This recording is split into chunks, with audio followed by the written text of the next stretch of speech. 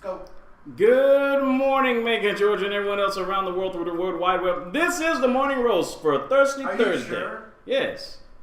Okay. Yes, it's Thursday, July 18th, 2013.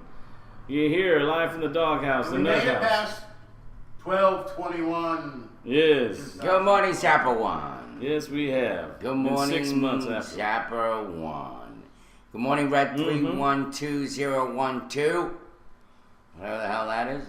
Yeah. Good morning, Too Much. Vorpal by 2 is here, Rocco. Michelle, I have issues. Yes, we all do. DS Photo Guy. Yes, I use Just for Men. Yes, I do. And, of course, our grand lady of the day, the Bean. What's up, guys? Yes. It's 71 degrees and sunny outside of Macon, Georgia, with a high of 90 and a low of 72. Yeah. Don't let that sunlight fool you, because you will need an umbrella, LAAA, sometime today, like there was last night. Yeah, that was unbelievable. You know, there one lightning crack right here. I think it hit something. Like right here. The whole thing. It just lit up and it blew up like they blew up something across the street. Oh, yeah. So, who knows? It was supposed to be a kaboom. Yeah. But it was a kaboom last night. It was kabooming. For sure. Anyway. No doubt about it. So how was your evening yesterday? Actually, you left here pretty late last night, huh? Yeah, I left around around 9 o'clock. Yeah, after 9. After 9. Yeah. Yeah, it was like, well, I just lost track of time and just realized you it was zoned in. What were you guys doing? Oh. just talking to people on Facebook and checking He my was email. checking out the internet. I took a nap. I woke up around that time. Yeah, around 8 o'clock. It's like, well, since I'm here, might as well check out WWE main event. Yeah. So. Oh, no kidding. Bean lost your phone from 10 to 5. Internet, I was nutting up. Oh, I was nutting up. Okay. Anyway, so let me see. What else is in the news? What do we got in the news? I don't even know. Oh, we got a whole lot of stuff in the news. A whole lot of stuff. Let me get into have a lot of stuff. We'll go into go to our local program, local news that we have out here. Community hopes night out extends beyond one night. It says the 30th annual National Night Out Against Crime is less than a month away, and for Macon, it couldn't come at a better time. It's been a rough year as youth and gang violence has taken its toll this year. For senior citizens like Helen Vincent of the Weaver Heights community, says National Night Out is more than just one night. It's self-assurance. Yeah. And she says that to be able to move in and out of our communities, the people who live there are mostly senior citizens. It says on August 6th, Vincent and citizens across the country hope to experience at least 24 hours of peace, but sadly, youth and gang violence often resurfaces the next day. And Sergeant Tim James of the Macon Police Department says that we just don't want it to end in one night. He says we want to show the criminal element around the neighborhood that we won't tolerate it. The problems didn't develop overnight, and neither will the solution. Sergeant James says a lot of times adults mistrust the youth, and they're sometimes misrepresented. And Okay. Vincent also says the youth has to do their part too by not only building a better relationship with the adults but also law enforcement. She says if you give respect, you get respect. The youth need to get to know policemen and understand their job and let the policemen understand what they're all about and the things that they're interested in doing. All right. Well, and what's this about? The community hopes That's tonight. Well, it's set for August 6th. This is the 30th anniversary. Okay, I see. They're That's the planning- one where they walk around. I saw the church. I remember we were at City Hall and they were there talking. Yes, Night Somehow Out I Against got Crime. engulfed with that. Yeah, Night Out Against Crime. It's set for August 6th Yeah. with at least 20 Macon-Bibb County communities will participate. It begins at 6 p.m. and lasts until 9 p.m. Anyone with questions about Night Out can call Sergeant Tim James at 478-803-2704. Okay, very good. Everybody listening, can somebody give me some feedback on what was just read? Since you guys are going off again in your own frickin' tangents.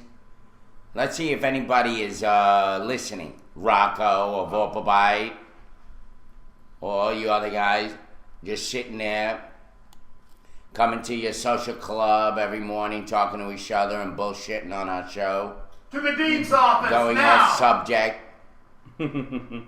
Once again, Once again, Yeah. it is the incredible, ungettable people are going to be number one. guys, yeah, you are hanging yourself. You're right, Vorpabai, you are hanging yourself. All right, next story. What else do we have? We have a man charged with cocaine and baby in the car. All right. Trenton Harris, age 39. This is baby and cocaine. Yes. You guys, listen up. Trenton Harris, 39 years old, of Macon, was arrested yesterday morning after police say they found him with cocaine in his possession while driving a car with a child in the back seat.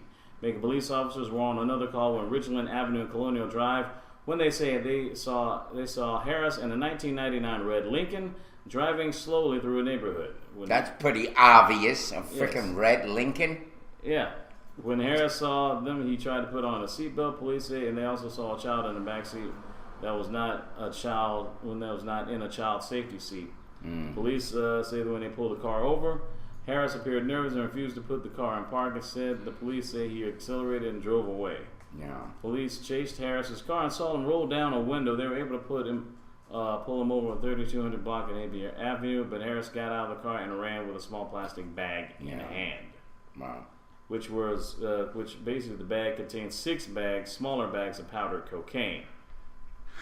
Wow. The driver was treated at the scene. He's out of cocaine, not of a kid. Yes, and was arrested without incident. He was charged with possession of cocaine with intent to distribute, possession of marijuana with intent to distribute, eluding police, child cruelty, reckless driving, child restraint violation, seatbelt violation, and an outstanding warrant with the Muskogee's Sheriff's Office. This was his 19th arrest since 1991. Wow. Well, And there you have it. DFAX is noted about. That's kind of stupid. He brings his baby in a car with a bunch of drugs.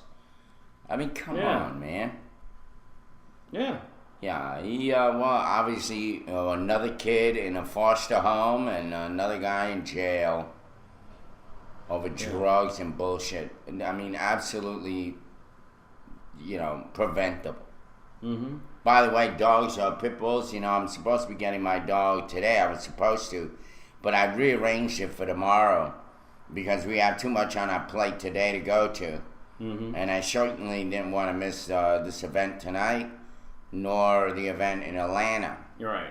And so, but I wanted to bring up this story because I am getting a baby pit, which, by the way, is so docile that the woman who helped me adopt this dog says it would be better if I was home because the dog needs a lot of love and it's going to be nervous, and it'd be better if you're there when the dog arrives, which I agree. But it's telling me that the dog is docile. Mm-hmm. It's not one of those I can stand my own ground dog rather. Yeah. But I did want to bring up a story because it just so happened that it was there this morning on pit bulls. Once again, pit bulls are making headlines in Macon. In May, a big deputy killed 2 pit bulls that attacked a 69-year-old woman. This past weekend in South Macon, police shot another 2 for killing a small puppy being walked by 2 men. But not everyone believes these animals are vicious. He says he was once skeptical of the breed because of its reputation. Pit bulls topped the list of dogs recognized as more likely to attack and cause injury. In Bibb County, there were 124 dog bites reported this year through June, and about 1 in 5 were caused by pit bulls and pit bull mixes. But Pritchett says Atticus couldn't hurt a fly. This is a dog named Atticus. They'll be bad if you want them to be bad. But if you want them to be lazy, 70-pound pit bull that sits on a couch and cries every time you walk out the door, this is what you're going to get right here. And he points to his dog. Anyway, 5 Georgia communities in College Park, Floyd County, LaGrange, Lawrenceville, and Terrell County have breed-specific laws to deal with pit bulls. In other words, they don't allow them. Wow. In that town. But I see. that's what I'm getting, a pit bull mix. and it should be very interesting. Mm-hmm. Now, the reason why I adopted this dog was because it was on his last day. It was going to be euthanized within a couple of hours.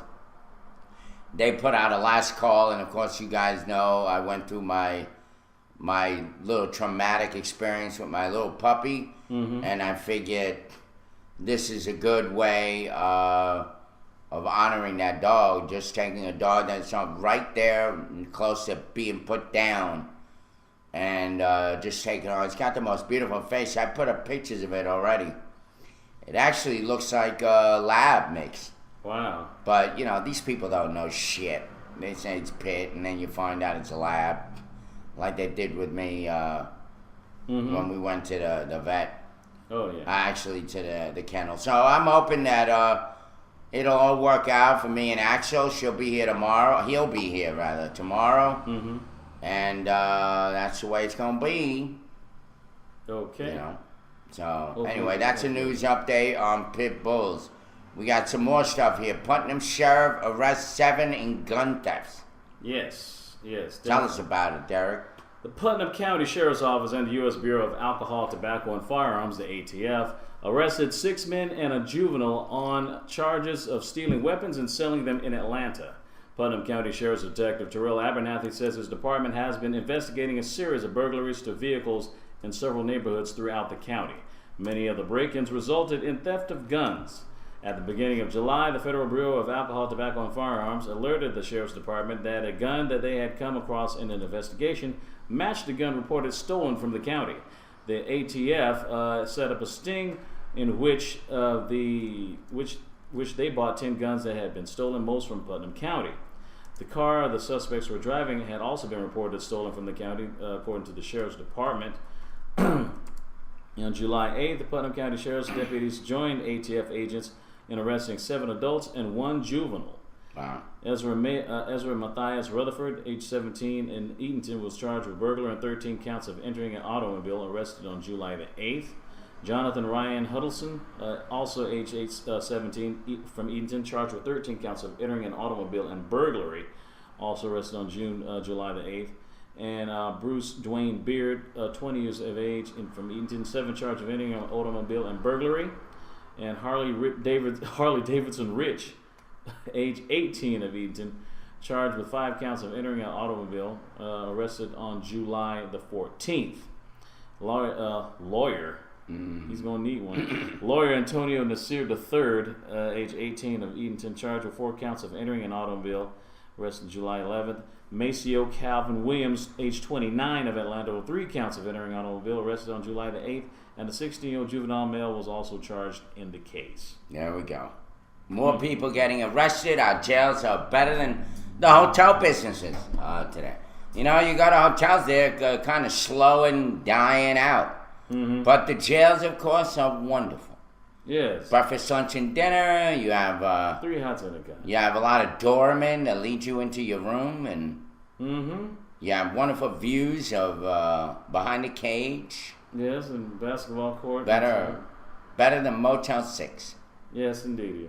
Yes, and perfect for conjugal visits. Yes. And guess what? You don't have to pay shit for it. Except the fines that come with it.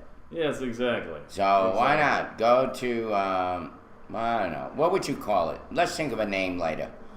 But the Hotel Sing Sing. Yeah. Well, speaking of like hotels and places to stay, we're talking lofts here now, folks. Mm-hmm. By the way, they are like lofts. But we're talking real lofts here, and actually there's a boom going on here in Macon. Yeah, the Dannenberg loft. Well, not only that, we got a few more now, actually. Mm-hmm. But it says loft living in big cities started as a way to find new use for older buildings, like in New York, of course. All of Tribeca, if you take a look, NoHo and Soho, that you guys may have heard about.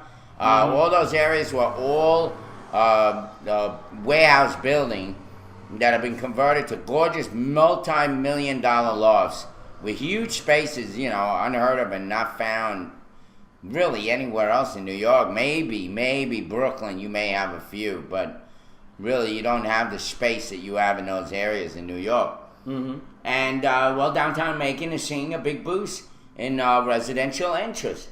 Organizations like Newtown Macon's goal is to bring people to the area so that they can live, work, and play without having to go too far. That's why I'm going to move back downtown eventually. Okay. Move-in day can be a long, drawn-out task for everyone. And then this year, Mercer law student has spent the day moving everything she owns from Athens to a loft in downtown Macon. She's excited that the new space, from the views to the spacious kitchen. It's huge and it has granite countertops and a pantry. Loft living is starting to become a trend all over the city. Developers gutted out old industrial buildings like the Dannenberg, which you just mentioned, and renovated them for living spaces, even having room for businesses on the street level. Every living space in downtown is an area and part of history, and it has its own story. By being a resident of a historical building, you're making yourself a part of that history. There you go. You'll be in some newspaper 100 years from now. You died in your apartment. Damn. Almost all of them have been leased. Guess what? The cost and range anywhere from $650 to $1,400 a month to get one. That is not bad. $650. I mean, you go to New York City and you're paying upwards, $2,000. I remember I was paying $1,500 for a 2-bedroom in New York and Queens. So it's pretty cheap.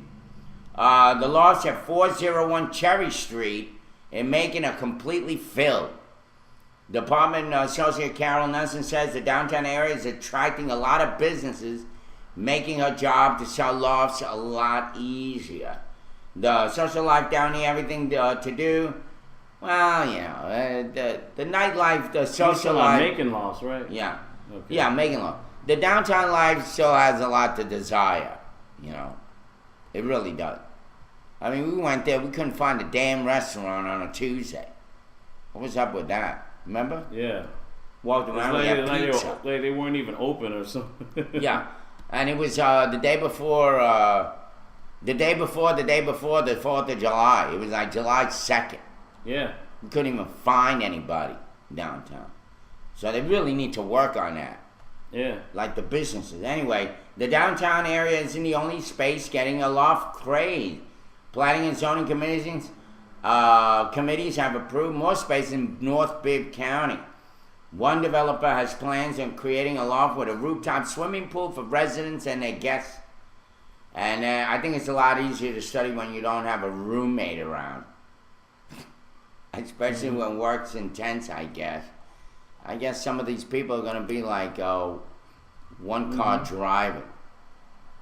You ever see a car like on the highway and there's one person in it? And you wonder, and then you look around and everybody in every car has one freaking person in it. It's kind of like that. You're going to have all these apartments with one person in it. So, anyway, Rocco, let me see. Yeah, Void was asking how many restaurants in downtown Macon. I said at least 14. No. I mean, probably What not. about that soul food restaurant you had the owner on your show? Oh, guess what? He went out of business. Yeah. He went out of He business. went out of business. He didn't pay his rent. Yeah. What else are you going to do? So it was good while it lasted. Let me see. I wanted to get that $3.85 burger combo that he had. Yeah, did you see the burgers? They were freaking huge. Unbelievable. He was, the problem that he had was that he would charge different prices every time he went there. I hate that. I mean, he's got his sale sign up that says, hamburgers and fries, like $3. Then you go to pay him, it's like $6 because he added lettuce and cheese. What's that all about? Lettuce and a drink. All right, well, but it's still not $6. How do you jump $3? Yeah. By providing you a drink and some lettuce and a tomato. Yeah. Yeah. So I thought he was just making up the prices as he went along. Yeah, it wasn't really soul food, Volpobot. You're so freaking white. Like, it's soul food. It was just a black guy making regular hamburgers. Jeez, that's what you call soul food. Anyway, let me see. I've always liked the breed. They get a bad rap. Yeah, you're talking about the pit bulls. Some of them are just damn ugly. They kind of look like they have a human head on. They're kind of really scary looking. But the one I'm getting is gorgeous. They just look like they're just really swole up bulldogs. Yeah. Bulldog in shape. Yeah. I like boxers myself because they're the soft temperament of a bulldog, but yet they're kind of cut ripped like a pit bull, but they're tend to be way more docile. So, Well, I hate to disappoint you, Vorpal, but the guy had nothing nowhere near macaroni and cheese and bean pie on his freaking menu. He had hamburgers and chicken yeah. and pork chop. He Yeah. didn't have no soul food Oh yeah. So like you like to see it. You live in a world of white people looking out, and anybody Yeah, that's collard- black is soul. Yeah, collard greens and cornbread too, just Yeah. like that. Yeah. Yeah, I like that stuff. I was watching that. I saw some black people. They were eating just stuff just like that. I saw it on BET. Swear to God. Yeah. Derek, you got soul. Now that's soul food right there. There's a soul food on it right there. Yeah, bean pie and bow ties. Oh man. Oh, Rocco, here we go. Michelle Anyway, Stacy, chitlins are good. yeah. Well, you ATT. see, you must have more black than me because I never had chitlins, or at least if I did, it was way back. I haven't had. I don't think I never had any, or if I did, it must have been way back in the 70s. I had no idea. No, what they I were. like soul food too. I mean, I do. I mean, except that H&H restaurant. I mean, as much as they overplay it, I go in there and I order some stuff and they didn't have it. Yeah. And then they give you a little bit of rice in there, and you pay, $7 plus you got to tip the guy because he's hovering over your table, saying, "Is everything okay?" Do you know that's a trick, folks? Do you know that's a trick? That is a standard trick of the trade of a waiter. He said, "Come over to your table after you've already been served," and they come over to your table and they ask you, "So how is everything?" They don't really give a shit about how anything is going. They're timing your ass so they can get you out of there. They come over and determine how much food you've eaten so far and how much time you have. And then they go back and tell the next guy, oh, you'll have a table in about 15 minutes. It really isn't about, how is everything going? They don't really care. Everything is going fine. If I had a problem, I would have called your ass to the table. No, I can't stand that. When they come to your table 3 and 4 times, and you're like, you have a french fry sticking out of your mouth, and you have to answer them. Don't you hate that? Yeah. Yeah. I had some stuff, some news. I'm not angry, ATT. That's the way I am. You must be fun. I'm a the New way Yorker. you- Exactly, I'm a Rocco. New Yorker. This is what New Yorkers do. When you got 1 billion people, it feels like, all around you, and you come to Macon, and there's you have a little bit of more elbow room. Maybe I tend to stick out a little bit more, but in New York, I'm just 1 in a million. Well, 1 in 7.5, Yeah, 8 it's million. Well, yeah, it's about 9 million now. Keeps growing, that place. Yes. It's like jackrabbits. Speaking of which, speaking of getting higher Yeah, up, I have issues. I am a New York prick. But then again, I don't have a name like I have issues. issues. So, Wow. kind of putting yourself out there. Good morning, Donnie Curry. All right. Good morning, Donnie. Speaking of going up, the Medical Center of Central Georgia earns high rankings among hospitals here in Macon, Georgia. The Medical Center of Central Georgia has been ranked as the second best hospital in Georgia in the annual rankings published by U.S. News and World Report. The Medical Center ranked behind only Emory University Hospital in Atlanta for top honors in the state. That's great. I went to both hospitals. Emory Hospital is the one that gave me my prosthetic heart valve. Oh, okay. They're a great freaking hospital. Oh, yes. And then, of course, I've stayed. That's like my second home, the medical center. Mm-hmm. That's where I was when I was sick just a couple of weeks ago and before that. Mm-hmm. I would agree. They have great service there. They really treat you wonderful. Yes, they do.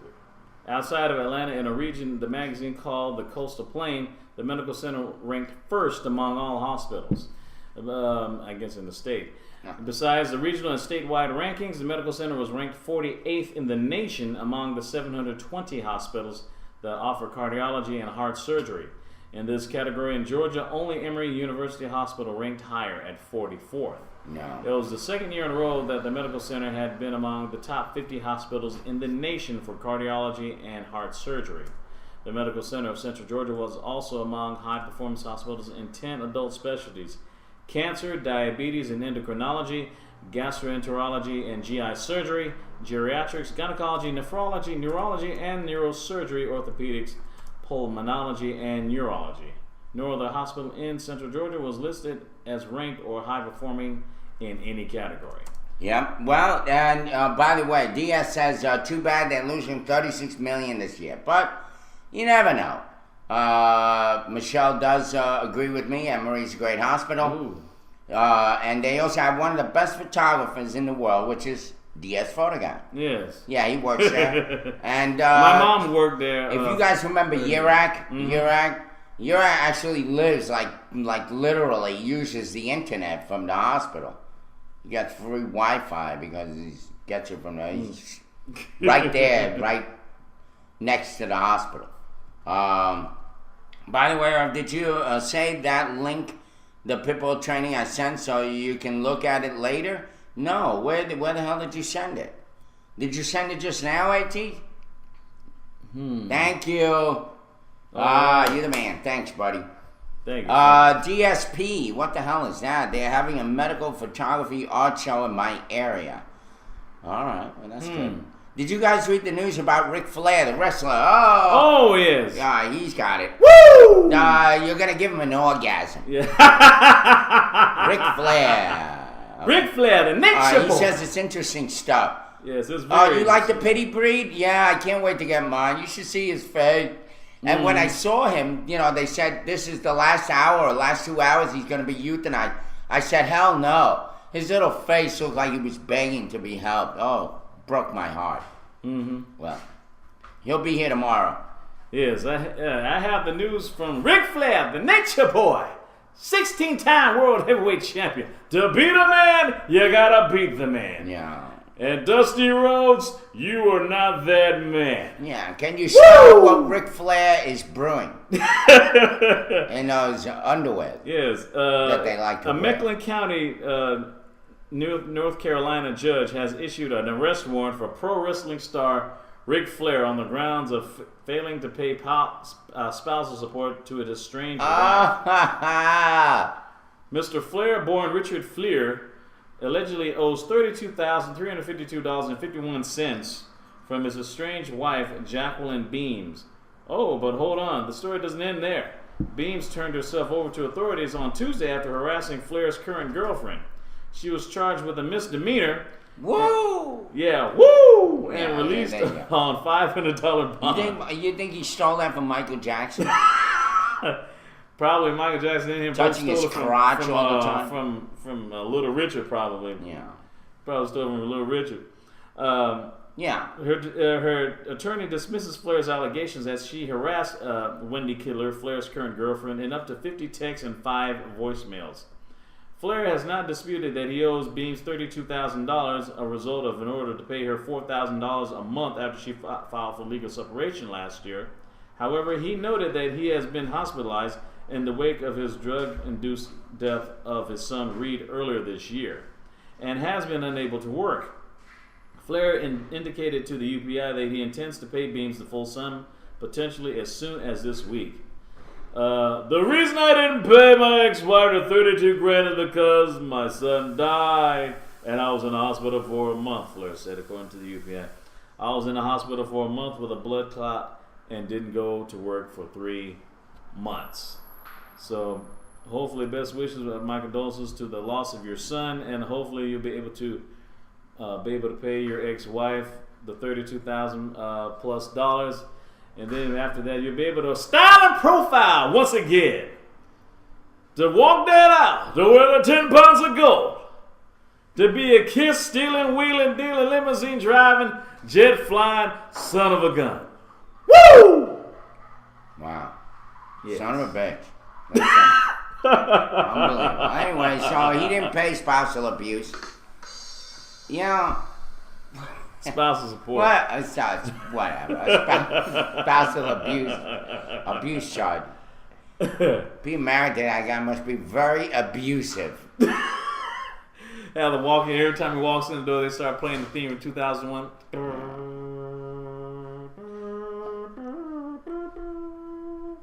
The Nature Boy from Charlotte, North Carolina, the 16-time World Heavyweight Champion, Ric Flair.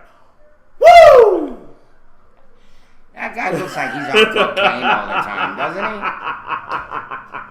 on Doesn't cocaine. he? Doesn't he look like he's like an old man? You know those old men that like to snort cocaine and walk around touching their nose all the time doing this shit? Mm-hmm. Doesn't he look like that? And don't you make that noise like woo when you get a nice hit from cocaine? Is that what they do? Hey Rocco, I don't know about all that. what do you think, Rocco? So you think Ric Don't you Flair took yell out. cocaine? Well, what are you gonna Wow. Yep, do? that's Whatever. I got nothing to hide. Let them come and see my house. Nothing to hide here. wow, boy. Anyway, Talking about pissing some folks off. But speaking of pissed off, it says All that right, you can Donnie. charge your phone with urine. Wow. Wow. Scientist says it's possible using the microbial fuel cells. Now this is a wing dang dinger of the morning right here, at least on this hour. Wow. That's a nice way to end this hour. Often forget your phone charger. Well, scientists in the United Kingdom have devised a way to conceivably charge a mobile phone with something for users on the go, or more aptly, for users who have to go. Researchers at the University of the West of England say it's possible to charge a phone with urine by using microbial fuel cells, or MFCs, which convert waste into electricity. The team tested the potential of urine power to energize a Samsung mobile device, effectively using the mechanism to make a phone call, send text, and browse the internet, according to the Press Association. So far, tests have been successful, but the team still needs to perfect the method so that MFCs can provide a full battery charge. Ioannis Aeropoulos, a PhD, a senior research follower of the university, compared unusual design to other alternative forms of charging, such as solar power. He said, according to the Telegraph, the beauty of this fuel source is that we're not relying on the erratic nature of the wind or the sun. We're actually reusing waste to create energy, which is literally true. wow. The research is part of an ongoing project funded by the Bill and Melinda Gates Foundation and UK Engineering and Physical Sciences Research Council. Though Aeropoulos has labeled the urine power charger a world first, the concept of turning human excrement into battery power has been introduced in the past. Back in 2005, scientists in Singapore unveiled a battery that could be activated by biological fluids. Yet, unlike the UK team's tech, the Singapore team designed a urine-powered battery with the intention of designing a disposable power So source. you're supposed to piss on this thing? Is that it? According to National Geographic reports. Well, I don't think not necessarily. I mean, you don't have to just whip it out and, like, Oh, it has to be a little bit more, I guess, sophisticated Yeah. than that. However, it seems that scientists have struggled to apply such urine power practically. As one chemical engineer pointed out in last November, after 3 teenage girls unveiled a urine power generator back in Africa, such mechanisms failed to provide enough energy input to match enough energy output to match the input. So while a urine-powered phone charger sounds like a very resourceful, albeit gross, I don't know. a renewable energy source, it may not be feasible for the typical mobile user. And then, you know what? They need to have one for you take a dump and your phone charge. Yeah.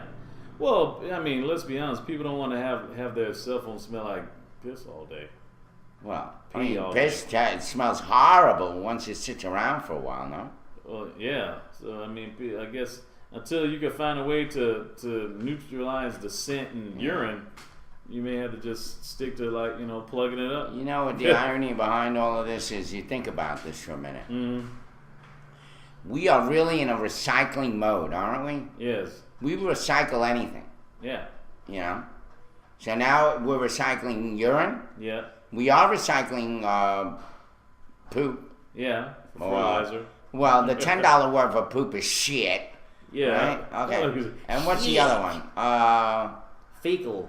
Yeah. Fecal, the feces. Yeah, fecal. Whatever. And Fecal what matter. else? Turd. Yeah. What's the other thing? Manure. No, I mean, what's the other thing we're recycling? Well, that guy with the sperm in the cup and he threw it on a girl's butt. Remember that? Oh. Yeah. See what they can do with that. Wow. All right, let me see. What else is in the news, Derek? Oh, yeah. Besides urine-powered, battery-operating phone charger. Well, speaking of some phone calls or some charges, George Zimmerman sues NBC's Universal over edited 911 call. Thank you, hydroponic. Yeah. He's saying I should be president. President. Well, as I was saying, George Zimmerman, who charged in the shooting death of 17-year-old Florida boy Trayvon Martin, is suing NBC Universal for using the oldest form of yellow journalism by editing an audio tape of his 911 call to make him sound racist, the lawsuit says. It says that Zimmerman Zimmerman is seeking damages in excess of the jurisdictional limit in Seminole County Circuit Court in Florida, where the lawsuit was filed yesterday. Zimmerman, who is Latino and is charged with second-degree murder, is accused of fatally shooting Trayvon Martin, who was recently acquitted last Saturday. Yeah. Zimmerman says he shot Martin in self-defense. Attorneys in Martin's family said the teen was shot and killed in cold blood. But the lawsuit says that NBC saw the death of Trayvon Martin not as a tragedy, but as an opportunity to increase ratings, and so set about to create the myth that George Zimmerman was a racist and predatory villain. Because of NBC's deceptive and exploitative manipulations, the public wrongly believes that Zimmerman used a racial epithet while describing Martin during the call to the dispatcher on that fateful night. He did, didn't he? Yeah, he did. All right. NBC. Well, he's going to need the money. You know, he's going to need the money for his new round of, Yeah. legal fees, I guess. New round of, what the hell is the word? Jesus. I feel like my dad. He always forgot words. He used to start cursing. Like, God damn it, what's that word again? Legal fees. It was like and cow. Yeah. What the hell? Legal fees and other expenditures. For that trial. Yeah, the trial. There you go. Trial There's the expenses, word. Yeah. Another trial. Gee. NBC disputed the accusations, says there was no intent to portray Mr. Zimmerman unfairly. The company said in a prepared statement, "We intend to vigorously defend our position in court." Says the defamation lawsuit accuses the network of sensationalizing and manipulating a potential racial powder cake that could result in months, if not years, of topics for their failing news program, particularly the plummeting ratings for their ailing Today Show. Yeah. Says the edited recordings included multiple deletions, removed intervening dialogue between Zimmerman and a dispatcher, and juxtaposed unrelated content, quote unquote, to make it appear that Zimmerman was a racist and that he was racially profiling Trayvon Martin, the lawsuit says. Yeah. And NBC aired various, according to the suit, NBC aired various edited versions of the 911 call on March 19th, 20th, 22nd, and 27th. Well, you know what? Let's put it this way. To the Volpabites and the 33T Riches and even the Roccos of this world, I'd say that you would react a lot like Zimmerman. If you got your ass kicked, you're going to be mad. And then you're going to justify by saying, oh, my life was in danger. I was afraid for my life. Kiss my ass. You were just mad and prideful that you got your ass kicked. You got mad. You shot the kid and killed him. Yeah. And So, plus, it's not because you were afraid. let's be real. You're walking around with a goddamn gun. It's How the the rain. fuck are you going to be afraid? And let's be. You ain't afraid. You would have been afraid if you didn't have a gun, you bunch of cowards. But you walk around with a gun, and then, of course, you have the swagger. I got nothing to fear. I got my gun. Well, yeah. Man, he's supposed to take MMA courses. It's About like him being afraid. MMA Kiss my ass. Well, that's the thing, He was though. mad and prideful. Period. Yeah, I mean, how you gonna say you were in fear for your life? You're supposed to be taking MMA lessons and mixed martial arts. Mixed martial arts supposed to help you out. You really didn't. If you had MMA lessons, you really didn't have to have a freaking gun. Which that's even more so. Let's be even really real about this. He was in the rain. They're walking in the rain. How many freaking burglars break into people's stuff in the rain? Burglars don't like, 9 times out of 10, burglars don't like to freaking break in or steal stuff in bad weather. Exactly. Hello? They like to do stuff in Why are they going to good steal weather. a television? It's going to get ruined in the rain. Thank you. And by the Thank way, you very much. Trayvon wasn't walking around trying to burglarize anybody. He had a freaking Skittles and a can of soda. I mean, come on. I mean, how is a bag of Skittles going to be treated That's as a fine. deadly weapon? I mean, Just unless because he was mad. How's that? His only cause was he was mad. Unless Prideful. Zimmerman was a diabetic, which I'm quite sure he is with that gut. I mean, just saying. Boy, he gained a lot of weight, that big fat slob. Yeah. Hey, probably Vorpalbite likes him because they look so much alike. I bet you Vorpalbite has some Mexican blood in him that he's ashamed to admit. He's from that part of the country, ain't he? Well. All these people intertwined with Mexicana. Well, he's Yeah, they actually, walk actually, around he's not, like he's not, they not say, I'm Mex- an American. He's not part. Yeah, He's not frickin' part. Mexican. He's not really Mexican. He's Peruvian, but Yeah, according to the whatever. Central, Same shit. Central They all America. come from the same ville. Just further south. I don't know. It's like Georgia. What's the difference between Lawrenceville and Macon? That You gotta- Lawrenceville is progressive and Macon isn't. How's that? The only difference. Well, Megan does have a skyline, barely. But Yeah, still. the church. And meanwhile, we're And going a to hell in Ramada a Inn. handbasket. Ain't that Yeah. funny? We got all these churches. What are these people doing in these churches? They certainly aren't praying much. Yeah, I mean, Prayer works. Remember we drove to past Georgia Power, and there were like 2 churches that were like across the street from each other. Literally. I mean, you can spit on one and sneeze on the other. I mean, literally. It's like one sells M&M's plain, These the other sells M&M multi-million peanut. dollar churches. Right? Right. They cost a lot of money to put up, and you're wondering, how the hell do they do this? Yeah. You know why? In the poorest Because they spend neighborhoods. the money of benevolence money. You know, the money that's supposed to go to the poor, it goes right back into the building. And you know how they justify it? Kind of like the Jews did in the Bible, you know? Oh, okay. When they told the people, if you give your tithe in the name of your mother and father, you don't have to give them shit. Yeah. It's the same thing here. If you give your money to the church and we can build it and we can hire some hobo to put up the drywall, it's like giving to the poor. Yeah. That's how they do it. And meanwhile, they build these beautiful mansion-like, catastrophic cathedrals. 33 Rich, let me tell you something, too. He wasn't doing his job. He volunteered. Nobody didn't appoint him. He just appointed himself. Yeah. He's not even a rent-a-cop because rent-a-cops are hired. He just did that on his own because he just feel like shooting somebody. Yeah. I'm going to protect the neighborhood. By the way, I agree with you, AT&T. We are actually going to be talking about the black-on-black crime because that's an issue that every time I bring it up, I guess people get cringed because since I'm not black, even, it happens. They get them, they kind of don't like it coming from me. But I don't give a shit. I'm going to bring that up tonight. Yes. When we go to that forum. Because of the death threats. And say, let's get these Zimmerman kids in line here. Ever since the acquittal, Zimmerman has to wear a bulletproof vest, and because of death threats he received from after the trial, and he was even dismissed from his college because it felt fellow students could be endangered, according to the lawsuit. And at the time of the incident with Martin, Zimmerman was living in a community known as the Retreat at Twin Lakes in Sanford, Florida. Yeah. It says, due to the defendant's journalistic crimes, Zimmerman has been transformed into one of the most hated men in America. Yeah. Yes, AT&T. The churches are like the Jewish temples in the old days. If you read your Bible, I didn't say the present day Jews. I said like in the Jews did in the old days.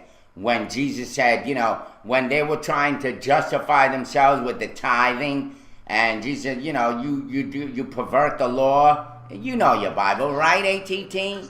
Since you like to judge. By the way, the Bible said don't judge. So don't judge me and assume that I hate churches. I'm just saying it's a fact that a lot of these churches, how do they build these gigantic buildings and then you go to that congregation and there's like 5 people there. How do you justify these gigantic multi-million-dollar buildings, and then you go inside and there's 4 or 5 or 10 people in the congregation? You know why? Because all the money that they collect after time and time and time again, that's supposed to go to the poor and benevolence, goes right back into that building. That's how. Yeah. So Now, here's an update. Former President Jimmy Carter said the jury in the George Zimmerman trial made the right decision, quote unquote, and agrees with President Obama that Americans should respect his judgment. According to USA Today, former President Jimmy Carter, the nation's 39th president, made his comments about the high-profile case in an interview. who is this, Obama? No, Jimmy Carter. Last Tuesday with WXIA TV, Channel 11 Jimmy in Atlanta. Carter, I love him to death, but you know he's a president that's always like telling other presidents off. What's he saying now? He says, I think the jury made the right decision based on the evidence presented because the prosecution inadvertently set the standard so high that the jury had to be convinced that it was a deliberate act by Zimmerman and he was not at all defending himself, Carter said. It's not a moral question, he continued. It was a legal question, and American law requires that the jury listens to the evidence presented. I don't know. You know what, Jimmy? They'll stick to Stick them to houses. peanuts. Stick to peanuts and fixing houses. Yeah. Okay. Keep your mouth shut. Stupid ass. Here's a guy that professes to. Here's another fine example. Here's a guy that professes to be a Christian, and somehow he says that they made the right decision about killing a kid. There's something just wrong with that, folks. How double-minded is that? Yeah. How freaking double-minded is that? ATT, Irv grew up in New York City, you can take the cold. Yes, you're right. ATT said, Irv, you should come to Alaska and visit me. Our congregation produces 100% finance reports for all the members. Congratulations. All right. Actually, my church in New York did the same thing. They used to actually put out reports. But then I come to Macon, Georgia, and they don't even have anybody to do the report. But I do know for a fact that they had, in my church here, over $98,000 in the bank, and yet they could not even give $1 to Hope Worldwide, which I was the director of, which they actually had me go and train for so that I could bring it back to the church and we could make a difference in Macon. And they wouldn't even support it with $98,000 in the bank. So, who the hell knows? These people, reports can be fake. Exactly, Michelle. Yes, I have to agree with Michelle too. That Carter he definitely hit it. Yeah. Billy Bear. Yeah, by the way, the Vatican, forget about it. That's another cesspool. Forget about it. And you know, I'm not anti-Catholic. I was actually Episcopalian, which is kind of, I don't know. It's kind of the Church of England. But yeah, that's how I felt. Just like that ugly face. I felt just like that. When they said to me, no, we can't give you $1 per member for Hope Worldwide. Even though we have $98,000 collecting interest in the bank. That's the kind of crap that went on. Speaking of crap, In our loving joy, yeah. Yeah, bunch of babes. What? Shocker. Unbelievable. Unfreaking believable. Yeah. Well, it's Why not? it's 9:13 a.m. Drop that baby on its head. Ah! And we're off. And we're off. To the break. We'll finish the first hour.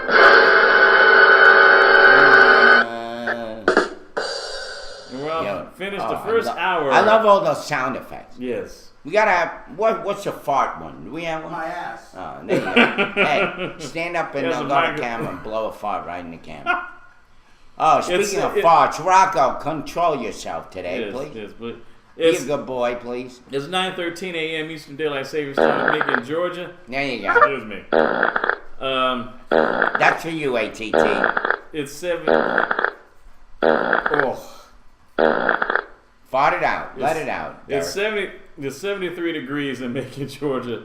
It's sunny. It's gonna go up to like 94, right? Yeah, 94 degrees with a low of 70. Wow. Yes, it's gonna be low of Well, 70. stick around. We're gonna be back. Are we number one yet? I think so. Let me see. We're close to We're it. going to break. Oh, we are, according to my book. Yeah, we're going to a break. We'll Supreme be right Court. Send the weapons off to be repaired. Yeah. Okay. There we go. Well, That's what we're gonna do to Rocco. poor Camel. Yeah, this poor Camel is right.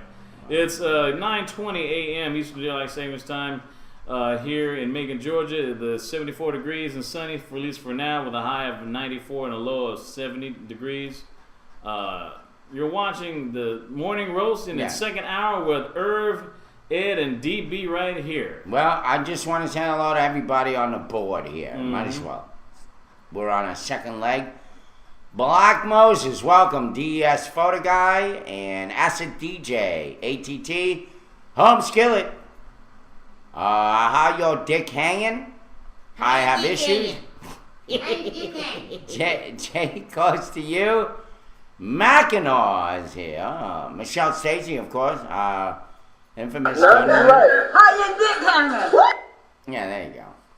Nacal 3000. Rocco. Steven. Yeah.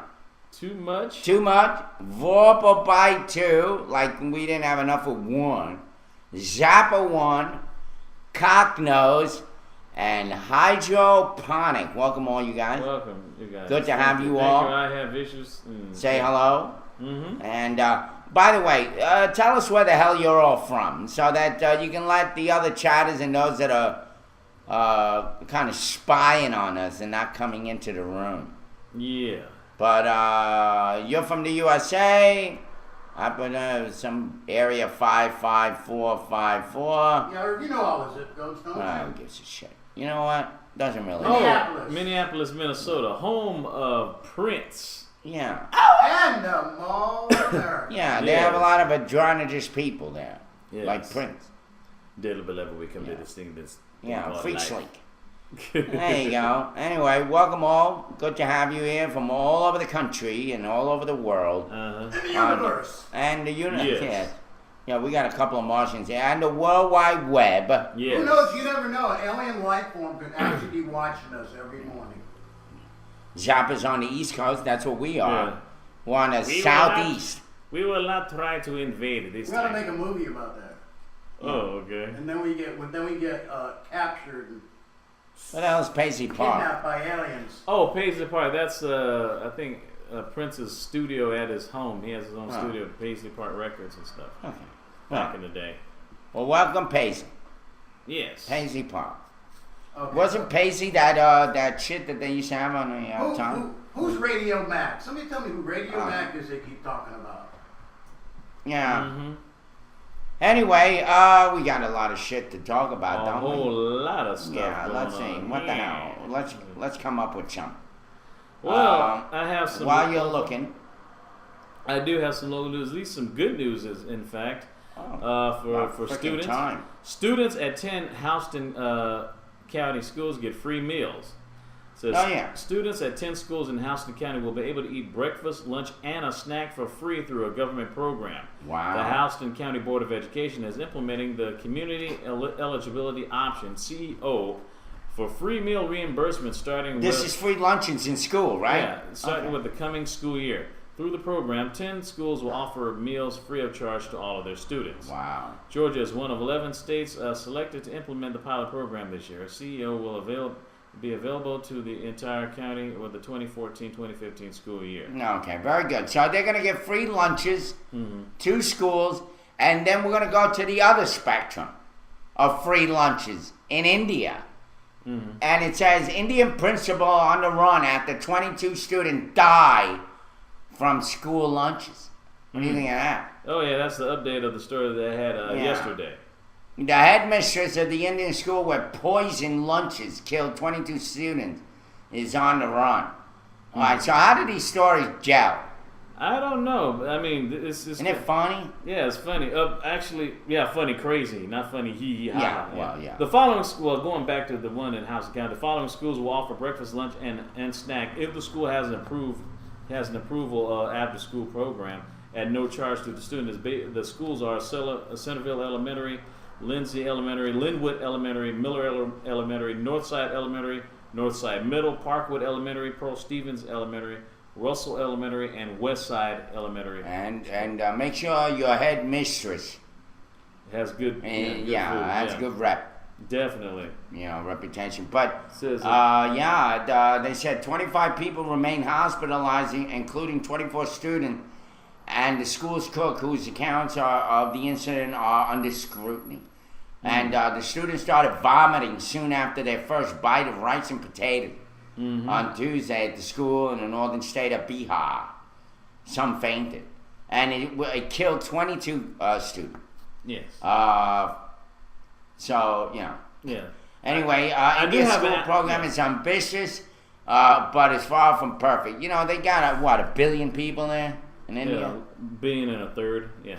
Wow, Actually, I do have a lot some. of mouths to feed. Oh yeah, definitely a lot of mouths. Matter of fact, I got another update on that. It says there have been violent protests in the Indian state of Bihar after those children died, and dozens more fell sick after eating tainted free school meals. And then just like they have free school meals, yeah, just like the ones there.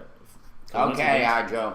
4 police vehicles were set on fire in the Darsmasati Gardaman in Sarah district during the protest by parents and hundreds of villagers. The parents burning down police cars.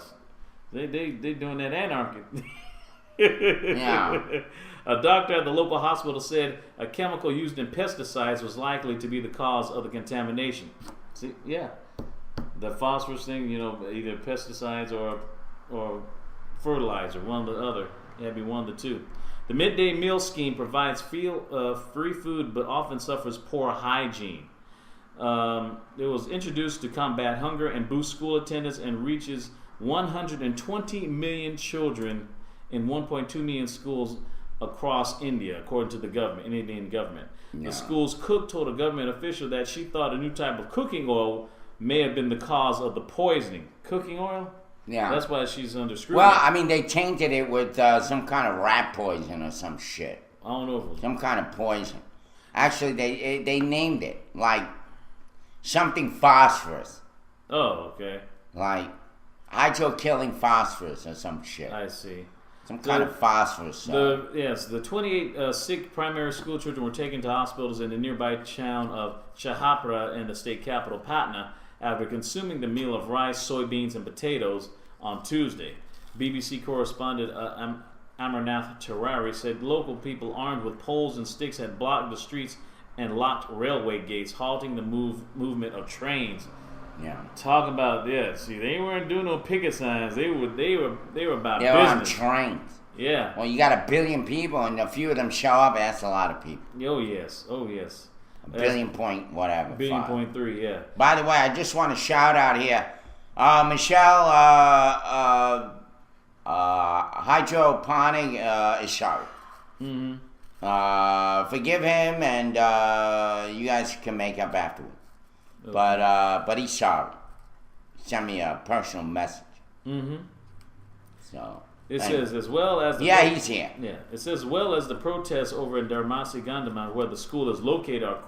One of the correspondents, Sutik Biswas from BBC, said a crowd set fire to a bus and damaged private property in Chahapra, and the political parties have called for a protest strike. Yeah. But the correspondent says political leaders have been chased from the streets by enraged protesters. Total 47 students in the primary school fell sick after eating the free lunch so far. Yeah. Wow, that's a lot. So they said, look, they even took the leaders, the political leaders. So that means so I guess they were like the Al Sharpton of Jesse Jackson of the neighborhood. Said, no, we don't want to hear it. We want results. Forget the marching. We want some results. Cook better food. Well, actually, Michelle, why don't you take him out to lunch? Go to one of those schools of free lunch in India. Yeah, it You says, could take hydro there. And, symptoms of organo. Poison, yeah. Organophosphorus poisoning. yeah, organo. Isn't that? Wait a minute. Isn't that the coffee they're selling now? Called Organo Gold. You think it's? I don't think there's any phosphorus in that, but I don't know if it's in India. But organophosphorus in a coffee? Damn, I can't even hear that shit. Dang. I think it's so low. Yeah, or Organo Gold. Yeah, Yeah. that's it. Organo Gold. Yeah, I'm Yes. the worst. Actually, that's funny that you said that I have issues. I wonder if you're a friend of mine that I don't even know. Herb is the word was actually one of my campaign slogans when I was running for state senator. Yeah. Organophosphorus, according to the Trying to give me some hints here. according to the doctor, says organophosphorus. Yeah, I got some fun. Organophosphorus is a compound that's used as a pesticide for crops. It's Oiving. very, very dangerous. It says even a small quantity of it can prove fatal for small children. And looking at the critical condition in which they were brought to the hospital, it seems that there were large quantities of poison in the food. Man. Oh my goodness. You know what? I bet you that you could not even kill a freaking rat with that food. Well, not the rats here because But- they're too exactly. fat Yeah. here. Yeah, or in New York. You ever see the rat? They're like his biggest cat. Did I tell you the time when I was living in Maspeth, which is kind of Long Island City? That's like you could see all of Manhattan from where I used to live. So in order for me to get to work, I had to go to the subway station. That was kind of underground, right where the water line was, Yes. right where the East River was. Right. And on the Queens side. So I'm there, and it's about 4 o'clock in the morning. I had to be at work at 6 when I worked at the hospital. And all of a sudden, I see this big freaking rat on the other side.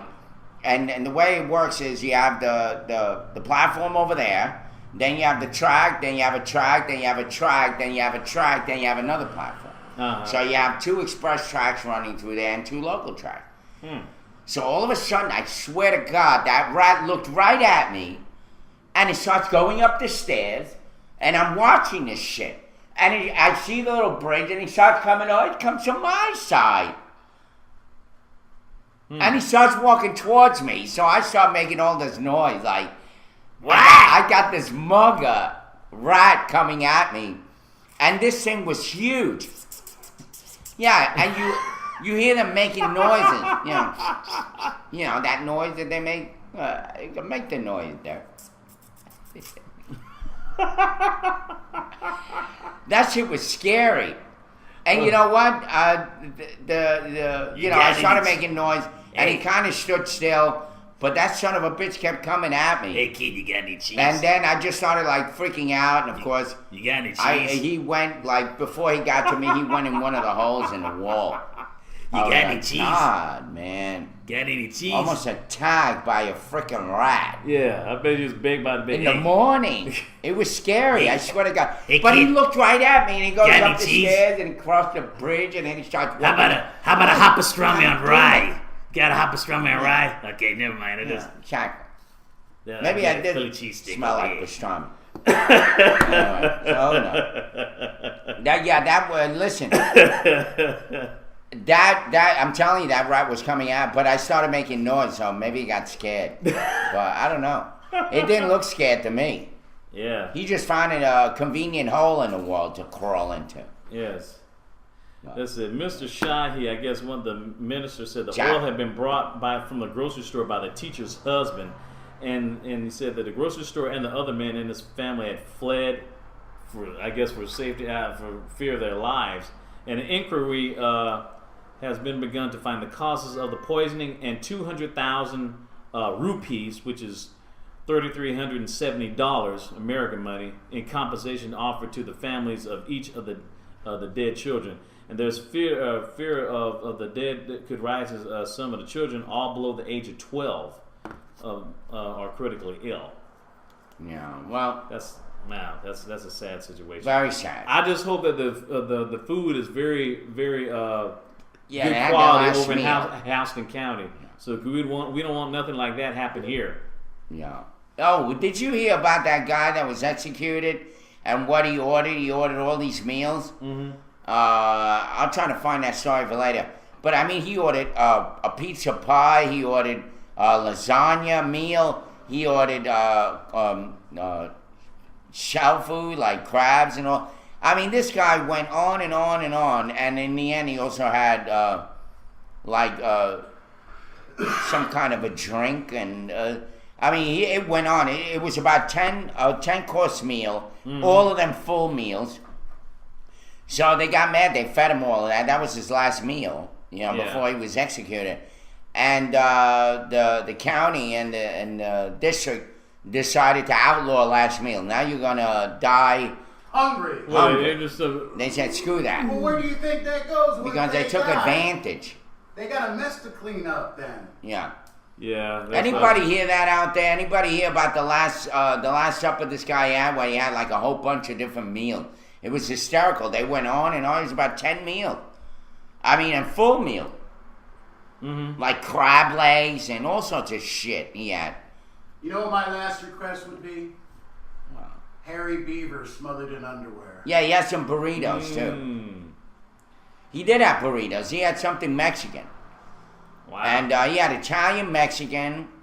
He had all these meals. It was unbelievable. Anyway, they outlawed them now. Now, you see that? Mm-hmm. One bad apple spoils the whole bunch. Yeah. Now every inmate that's going one to die. bad meal, one big meal spoils the gonna whole die, huh? appetite. How about a cup of soup? Or they could hire them a If mistress. they're in the electric chair, all you can do is hold it. It'll heat it up. Well, shoot, why don't you just put a cup of soup and put it in an IV bag, just before they put in the weapon. See, right there. Yeah, we know Cup of death. about that Asiana YouTube video with stupid names and all that. We already Yeah, who gives a shit? And meanwhile, Asiana's going to sue them because they're embarrassed. No, you should be embarrassed 'Cause you don't know how to that drive you a crashed plane. a freaking plane. I mean, you Yeah. think people are going to want to go on your plane now when you're freaking, when your whole culture, they don't even talk to you, all the captains are afraid because you have that whole culturalist shit going Can you on come in where you there, have to Gary? kiss the old man's ass? No, that's Japanese. Hey, They're come on. Koreans. Yeah. No difference. I mean, come on. Give me a break. And they're so offended over the name. Oh, you ruined our business. No, you stupid ass. You ruined your own business by crashing the plane. Mm-hmm. And then running over that girl. Well, it wasn't their fault, but it was a fireman's fault. Running over that girl because she was covered with some of your plane mess. Mm-hmm. Plain shit. Terror. Yeah. Plain shit. Yeah, plane shit. Yes, plane crap. Yeah, it's plain to see, folks, what's going to ruin your reputation. The fact that you crashed a plane and they're worried about some stupid names like Ding Dong Wing Long and duck Ching dong. Chong Dong, Suck and- my dick. real high, long, low. Well, speaking of Cream of some young guy. Yeah, exactly. Who cares? Speaking of hanging low, About just stupid names. doing getting it, how his thing hanging. I guess the story about Al Sharpton finds a new love and a decades younger. Are you kidding me? What- That what's bum got a Chester Style? divorce since when? I guess this Yeah, must be probably Oh, recent. he's found still him in married, church. I think. He's just got a new girlfriend. Yes, Al Sharpton has a much younger main squeeze. The 58-year-old civil rights activist and then MSNBC star Al Sharpton is Waiting dating. for Diaz to say, I tap that. Yeah, Damn. is dating 35-year-old Aisha McShaw. Yeah, I love Reverend Al, but you know what? I mean, he came to Macon, and he was kissing a lot of ass to all the politicians here. It was not. Yeah, but when he realized, exactly what I expect. but he was supposed to have been there for the sake of Junebug, but I guess he realized there wasn't going to be any money involved. Exactly. Yeah. Exactly. There was no money involved, so he skipped town. Yeah. Says, well, Mr. Sharpton, 58 years old, is dating 35-year-old Aisha McShaw, as pictured, a Westchester personal stylist who has been seen on Sharpton's arm at several recent black tie affairs, including the White House Correspondents' Dinner in April and President Obama's holiday party in December. Wait, I gotta squeeze in here. Derek. Hello. I gotta squeeze in The here. banana Derek. hammock. Yeah. God, no, please don't do that. Look at that. They're mine, all mine. Derek asked me not to do The that. dog's gonna hump on your leg, Derek. Unbelievable. Yeah, lap dance. Look at that. Yes, indeed. Gold. They're gonna play with your. Never mind. That's a lovely picture. I Yeah. love it. Lap dance. That's a good picture. Oh my So God. Scarlett says he's 58. He looks every Awful. bit of 80. God. Oh, That my has goodness. got to be the most awful body. Could you imagine that, Derek? Ugh. Derek, which one would you take out of Neither. those two? Neither. I'm sorry. Budweiser don't make Talk enough. about a double jeopardy. Ugh. Shoot. Budweiser don't make enough beer to get me that drunk. I'm sorry. Oh. No. Jeez. Not even heroin will make you want that. Mm-mm. No. Oh my Lord. I could have the liver of a bull elephant. But I still wouldn't even. Yeah, she's not only loving it, she's lugging it. Man, my God. How does that happen? Man, could you man, imagine dude. having to clean that shit? Yeah, please take that picture off here for someone sues Oh, us that's for awful. food poisoning. For people who make I them mean, she sick would be good for like a drug cartels. You can hide like big packages under that belly. under the. Yeah, who'd want to search? Exactly. Who would want to Yeah. search? They wouldn't search that. shit. Michelle talking like, hey, did we get off my belly? I'm Come on. taking. Hey. Yeah, it is wrong. Mm. You're right, 33T. Don't It is claim. wrong. Don't claim to be that picture. Come on now. Yeah, imagine if she was pregnant. Oh. Ooh.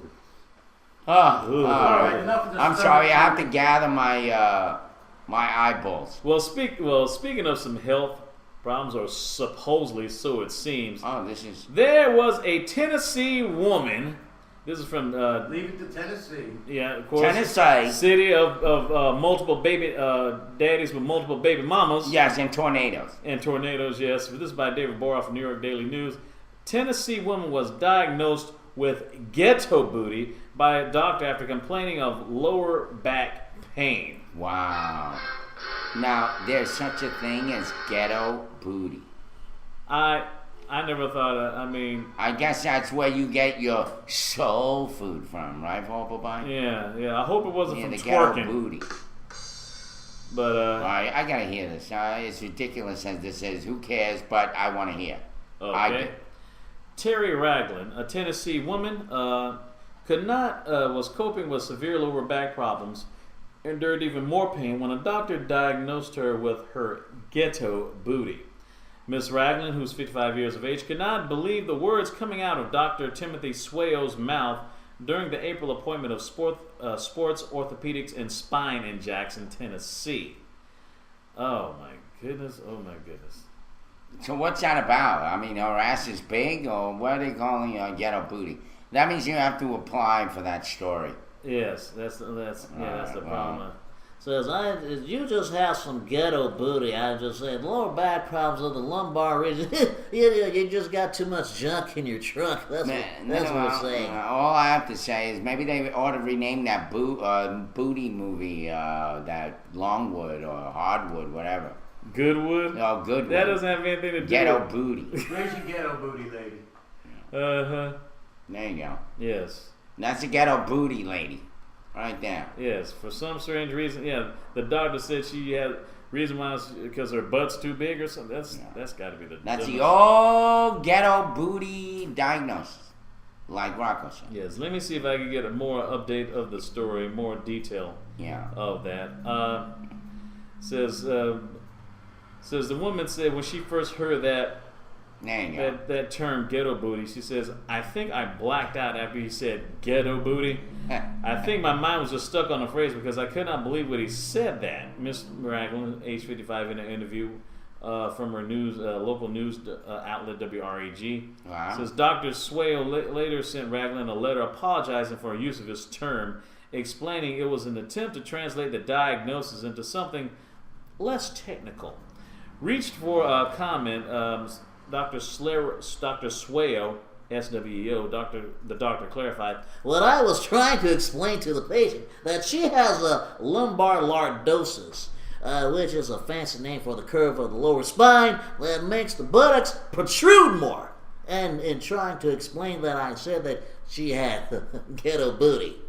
He added that he understood why her feelings had been hurt.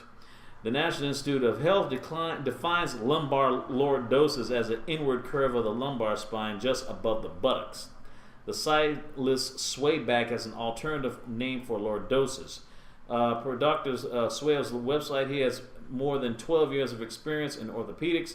Ragland has filed a complaint with the Tennessee Department of Health, which will conduct an investigation to determine if Dr. Swale should be disciplined. Got her butt there? I hope not. Ugh. What the hell? This is some X-rays. Oh, This okay. is Well, That's good. I don't know. Apple bottom? Yeah, that's a better term, but I think that is copyrighted by Nelly. Actually, Nelly's the one that puts out the apple bottom. Do you have anybody that doesn't know Nelly? Yeah, but the song is called Low. Is the name of the song. He's had a rapper with the Band-Aid. Yeah. He didn't really have anything there. He just put a Band-Aid on there for whatever reason. How a few bars? Actually, my former brother-in-law is. I love big butts and I cannot lie. Yeah, he's the head. I guess they call it assistant vice president or some bullshit for Apple Bottom Jeans. He goes all over China and all that shit. Even though Chinese women don't have much apple bottoms. Yeah, but I bet you those who do, I bet it's probably no. just a booming, because I got 1.5 million people. There's going to be at least a couple of thousand. Yeah. Even if a couple of thousand in a country of 1.5 billion, you're still going to make some money. Possibly. Yeah. Oh, yeah. Possibly. Yeah, they ought to have something called flat ass jean. Flat ass jeans. Yeah, flat ass jean. Well, what's the point? Well, just get a hefty bag or something and just. Jeans look good even if you have a flat ass, don't they? Well, I wouldn't know. Well, they did it. Well, I did see a poster that said yoga pants is like the miracle bra for the ass, for the booty. Well, I'll try to see if I can find it. Yeah, they look okay once they take the wrapping off. Kind of like a biscuit can. Yeah, we're talking about Nelly Acid. Nelly, actually, I wasn't a big fan of his, but I knew all the shit that was going on behind the scene because of my ex-brother-in-law working for him. Mm-hmm. He actually worked initially for Fubu. Mm-hmm. Then he went to Pele Pele. Mm-hmm. And then he wound up working with Nelly. Oh. Probably still doing it. And he was actually the one that started LL Cool J. LL Cool J was at the time, and my ex-brother-in-law told him, you're not going to amount to anything. He didn't see the talent. Although, I still don't really see the talent today. Hate to say it, but he's an all-around, kind of like a general contractor, not anything specific. He just does it a little of everything. Well, for a jack of all trades, he's definitely done a lot for the last 26, 27 years. Been in show business. Not that many people can say that, whether they're rappers or not. Especially rappers. My goodness, got 2 Grammys and been on 2 shows. You're right, Rocco. Could kick my ass. And I let him. That way I can turn around and sue his ass and maybe make some money. Yeah, Actually, when I was living the life, I actually liked LL Cool J more than most people like. I'll leave it at that. I was just imagine. Just had some story. This from HLN. Anyway, let's talk about Rachel Gentile. Yes, Rachel Gentile. Who, by the way, was on Piers Morgan. Piers Morgan. Very, very nice. Actually, people really shortchanged her. Yeah, it says a one-on-one interview, a special edition of Nancy Grace's show last night. Rachel Gentile, the prosecution's star witness in the George Zimmerman trial, told HLN's Vinnie Politan in no certain terms what her message to recently acquitted Zimmerman would be. She said, "I don't know how you sleep at night," Gentile said. She's 19 years old and testified in Zimmerman's trial about the. You are so excited about reading the story. Martin's life. Well, okay. Gentile is 19 years. She's 19-year-old high school senior. She was the last person to actually talk to Trayvon Martin when he was alive. Her testimony riveted trial watchers, but she's also been criticized for her attitude in court. her manner of speech, and her credibility. She spoke to Politan, the host of HLN After Dark, about what really went on in the courtroom and what jurors never got to hear about her final conversation with Trayvon Martin. Politan asked her to explain more about what Martin told her right the night he died. He told me a strange man, who we now know as George, kept following him toward his father's fiance's house. Yeah. Chantal said. She went on to say that she initially told Martin on the phone that a rapist could be following him, and after that, Martin started to sound worried. He started walking back from that area toward his father's house. Chantal told Politan. She said Martin told her that he was going to take a shortcut, and he said nothing about attacking a man who was following him. He was trying to get home, she said. He did not sound like he was quiet. He was talking loud and breathing hard. The defense claimed that Trayvon was hiding behind a tree. That was ridiculous. She went on to tell the host that after she heard Martin ask Zimmerman why he was following, she also heard Zimmerman say, "What are you doing around here?" And then I heard a punch, not punch, but a push. Well, we know. Well, by the way, Volpova said Gentile is a freaking genius. She got away with acting terrible in court. I don't know if it was acting. I don't think so either. Yeah. Anyway, I don't know if I want to be proud of that. Like basically, her credibility, her lack of credibility, basically, You know what, defense. Nikhil, I wouldn't put it past him that he'll do porn, Zimmerman. I mean, what other job could he possibly get? Shoot, even probably no porn stars wouldn't even want to be with us. Like, he get with your child killing ass. Yeah, forgery. Yeah, I like that. Yeah. I like that, Rocco. Yeah, Ugh. Michelle says porkery. Porkery.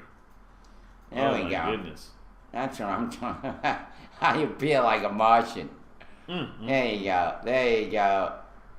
Wow. Kiss my chest.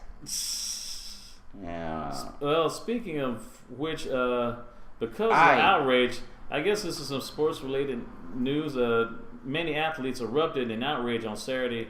When George Zimmerman was acquitted of second-degree murder, but rather than take to the Twitter to express his outrage, Terrell Gausha, a member of the 2012 U.S. Olympic boxing team, Everybody's got to get into the business. is planning to make a more visible protest against the jury's verdict. TMZ claims he claims Gausha said he will never wear the American colors into the ring or his body again at the 2012 Olympics in London. Gausha frequently draped himself in the flag, but he told TMZ that would no longer be the case. He says, "How can I wear my stars and stripes proudly in a country where they can make a deal about Mike Vick's dogs, but not a young innocent black male's life?" Gausha, who's scheduled to fight Julio Garcia on Saturday at the Fantasy Springs Casino in Indio, California, told TMZ he refused to represent a nation with so much racism and hatred. He's 4-0 with 2 knockouts as a pro and will increasingly get more attention as an ex-Olympian should he keep winning. He says he'll never wear the red, white, and blue again. He says, "When I represented my country in the Olympics, I was proud to wear my flag. I even wore it on my head as a way to the ring. But having this weekend was a slap in the face." Wow. You know, this is how people are so stuck on watching every lip that moves in this case. Yes. I mean, you got people saying that she has a lisp. I mean, who would have noticed that? Except somebody that's like watching her mouth, her lip. Right, ATT? Yeah. And he also says it's true Ebonics. It's Ebonics. I don't know if it was Ebonics. And by the way, this cracker thing that she talked about, that's the way they talk, even in the Caribbean community. Like the Haitians talk that way, and the Jamaicans talk that way, and they don't mean anything by it. That's just how they express themselves. They call each other, if they call you blood clot, that's a kind of an insult. If they call you a cracker, but it's like everyday language. It's like the N-word without the R, without the ER. It's kind of homey.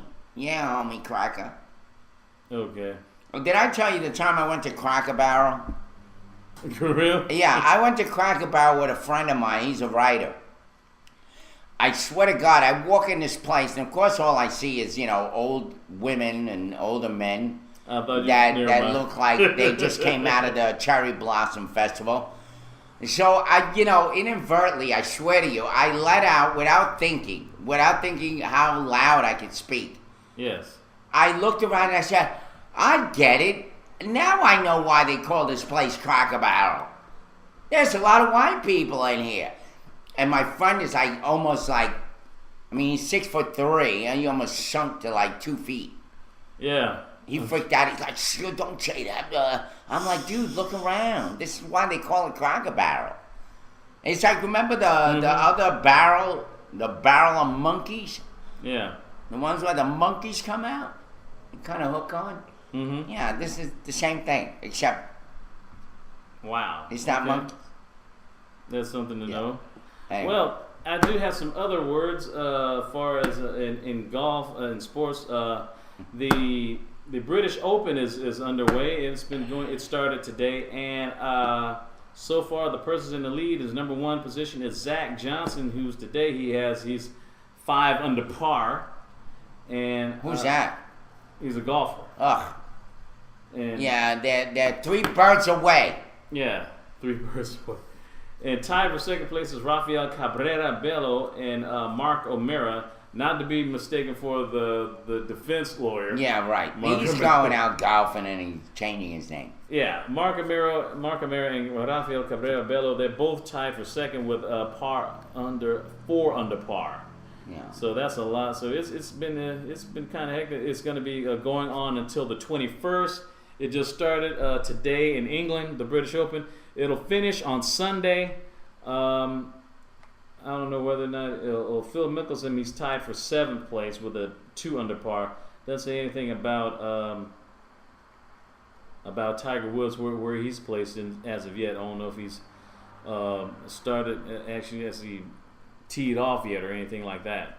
And also news, A-Rod, he takes his rehab over to AAA. Alex Rodriguez is going to join AAA Scranton Wilkes-Barre on Friday tomorrow, likely the final stop to his rehabilitation from left hip surgery before he returns to the New York Yankees as early as Monday, this upcoming Monday. Alex Rodriguez is 5 for 28 with 6 strikeouts in his rehab that began July the 2nd with Class A, Single A Charleston, South Carolina. He hit his first homer on Monday for the Double-A team Trenton. A-Rod's 20-day rehab limit ends Sunday, and he told a New York radio station on Wednesday he expects to be in the Yankees lineup Monday at Texas when they play against the Texas Rangers. Yeah. Yes, see, I'm going to play the Rangers, yeah. Yeah. Yeah, Shane. Yes. Also, in other news, the NCAA is going to stop putting its name logo on EA video games. Yeah.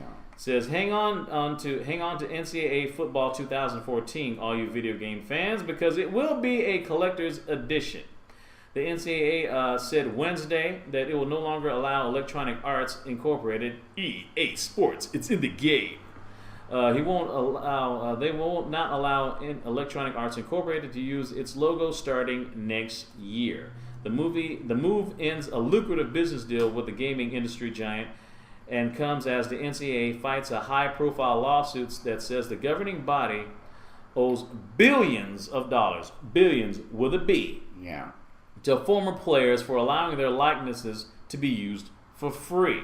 The NCAA says it won't seek a new contract with EA Sports, which manufactures the popular game, beyond the current one that expires in June 2014. However, that won't stop EA Sports from producing a college football video game depicting powerhouse schools like Alabama, Ohio State, and Oregon, and the Redwood City, California-based company that made that clear.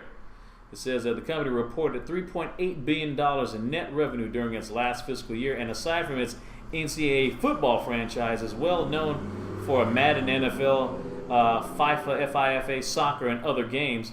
EA Sports first began making an NCAA football game back in 1998, 15 years ago. Wow. Todd Mitchell, senior analyst with the New York-based Brean Capital LLC, said losing the NCAA brand isn't likely to hurt EA Sports. He estimated the NCAA football accounts for only 5% of EA Sports revenue, Okay. or about $125 million. There we go. Let's cut it there because that story seems to go on forever. Yes. And Well, that is something to think about. I mean, because a lot of people say that the NCAA are basically is like a form of a modern day slavery because college students are supposed to be playing for free, yet it makes billions of dollars on its sports. Men's and women's sports all together, but mostly men's sports such as football, college football, and college basketball, because you have like the SEC tournament, Sugar Bowl, and all those things, and college basketball with the Final Four. So yeah, when you have a likeness of those college players who are playing for free, supposedly, and they're making billions of dollars, you're thinking like, where's their cut? But Vorpal, please, cut it out. You're here, right? yes. Well, Maybe you're not about to be here any minute. How's that? Getting banned from everywhere else. It's funny how you're the one that's always being banned, but yet you're always the one trying to pontificate to everybody else being haters. You're the one that's a hater, stupid ass. speaking of But you're on here, right? Right? You're a white guy. How much should we hate white people? Stupid. You're on here. Although I'll be glad to prove your point if you want. Anyway. Well, that's pretty much all that I have for sports for today. So that's pretty much I could get into. That's all I have for sports and stuff. Yeah. Well, except for that Kings acquired Carcillo from the By the way, Blackhawks. people know me already. They know I don't hate NHL. anything except stupidity.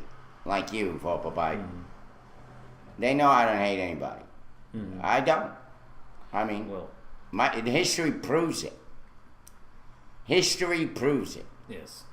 Well, I'm sorry. I'll take that back. I do have one more story before we go into the third and final hour. Yeah.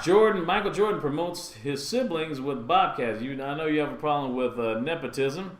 Yes. yes. Here we go. Charlotte Bobcats owner Michael Jordan is moving his brother up into the organization, according to Yahoo Sports.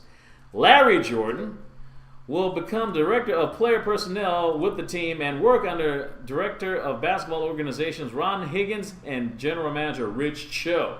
Previously served as director of special projects. The position was vacant for 3 years after Buzz Peterson left to become the head coach of Appalachian State. It also noted that two of Michael Jordan's children, Jeffrey and Jasmine, have roles with the Bobcats. The Jordan brothers played together in high school in North Carolina. High school basketball. How about that? It's a family affair.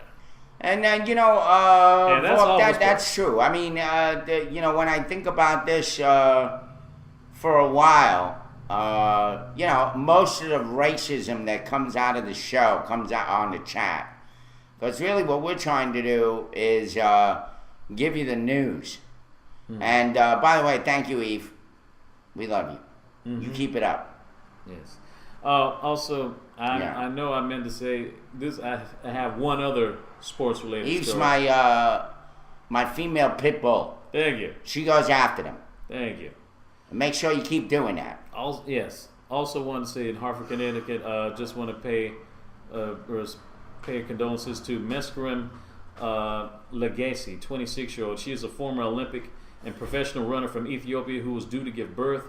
3 weeks collapsed at a restaurant and died, but doctors saved her baby, according to her friends from yesterday.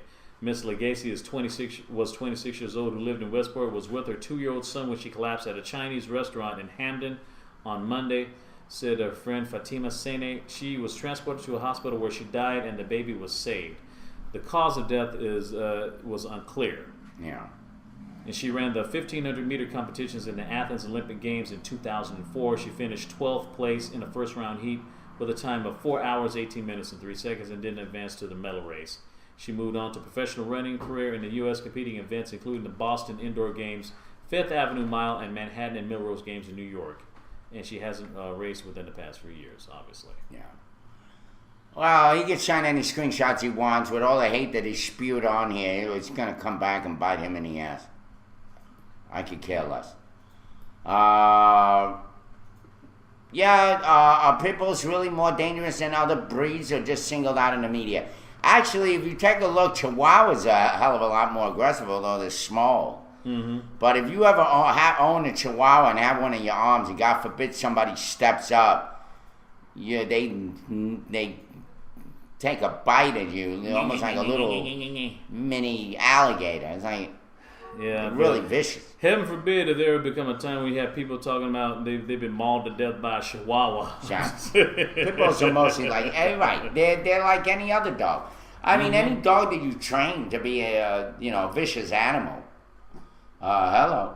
Now they are very strong and curious dogs. I mean, they are very curious. They have a very high level of wanting to sniff everything, and they also are very what do you call it? Male. What's the word that they use? Dominant. They're very dominant. Dominant, yes. So I have to be very strong, or anyone that owns a Aggressive, pit bull has to be very strong with the dog. But believe me, I could be very strong with the dog. So I'm expecting that my I can imagine. pit. Oh! Yeah, They're going, get some roller skates. yeah, yeah. It was a roller No, skate. get some roller skates and let them take you for a ride. Yeah, I know. Take you for a ride. Dog's bigger than you. Yeah. Yeah, well, I don't know yet. It's only about 45 pounds right now, or less. 45. Guess he must really been boring him. Wow. Yeah. Wow. My goodness. Maybe he has no recollection of those 10 years. A whole decade? Sheesh. Dude has 977 counts. Well, He walks around with his eyes closed. They ought to gouge him out. This guy and his two brothers should be put in jail for life. The punishment should be glory hole shut in jail. Well, welcome to the third and final hour of the Morning Roast with Irv, Ed, and DB here. Yes, we saw the last video has Ariel Castro, who has been given 977, almost 1,000 counts. He looks like he gained weight. They're obviously feeding him. Yeah, and he basically claims not guilty. Not guilty, man. You must think you in Florida. Anyway. Well, yeah. Zimmerman's brother. Yeah. Anyway, yeah, he has two brothers who are basically freaked out. Said they don't want to have anything to do Yeah, with but it. how can, I mean, what can you do if you've been given almost 1,000 counts? 1,000 charges. That's I mean, he's gonna definitely sit on his ass for a long time could you imagine that? in that jail. Could you imagine if you got like a year and a half or 2 years for every count? Man, he's gonna be in jail for 1,000 years. That dude gonna have to like die, come back twice. Yeah, you'll have to give him the shell for life, like a mausoleum. Yeah. Lay in there. Where do you think they bury these guys when they die? In the pauper's grave, right? Possibly, or dump him in the. Maybe they ocean. send them to the Bibb County Animal Welfare Shelter Or maybe in so they can euthanize them and feed them to the alligators behind the shelter. Well, that's probably that would be a much more decent burial, but. Bye, Jay. Close to you. Are you But out? That See may you be a later. decent. That may be a decent burial for them, though. But that still be kind of like animal cruelty toward the Yeah, Maybe. wildlife. That's what he'd be. that's what they do. He'd be Bubba. Bubba's boy. The soap. Yeah. Pick it up. Yeah. Pick it up. You look like Adebisi from that show Oz. He's purple. Tell me, don't worry, I'm not gonna God. rape you. At least not tonight. Yeah, he probably won't last 20 minutes in the general population. Yeah, well, who knows? Woo! Boy.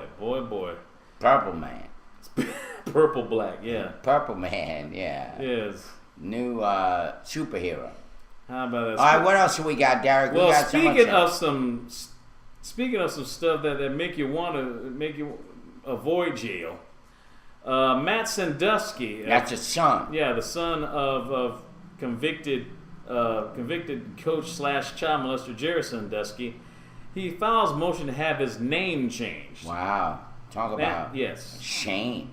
Definitely shame. Yes. Sins of the father go to the children. Yeah. Matt Sandusky, his wife, and his 4 children have filed a motion to have their names legally changed. Court documents shown in Center County, Pennsylvania.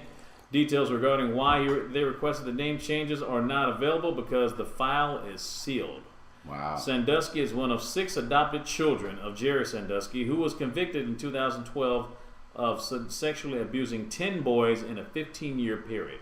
He is currently serving more than 30 years in prison. Right. Wow. So, I mean, that's how much shame this guy had.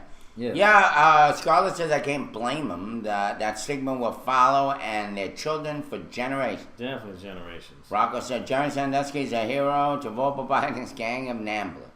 Okay. Well, anyway. So they can't change their name? That's bullshit.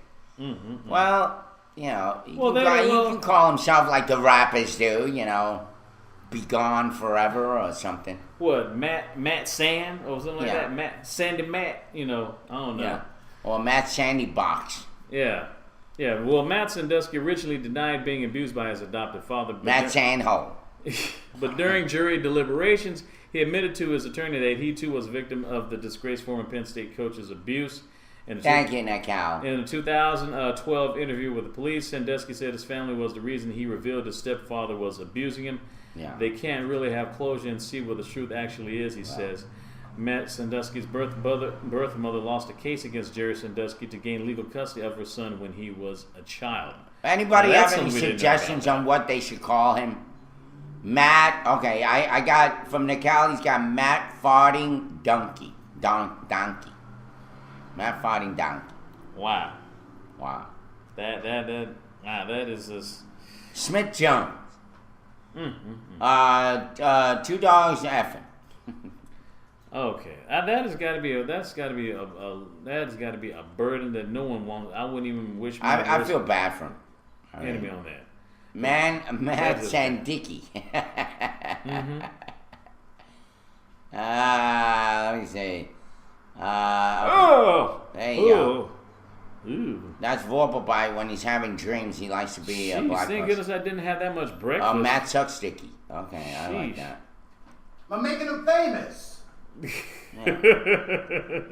He can't say anything yet. I think he's still muted.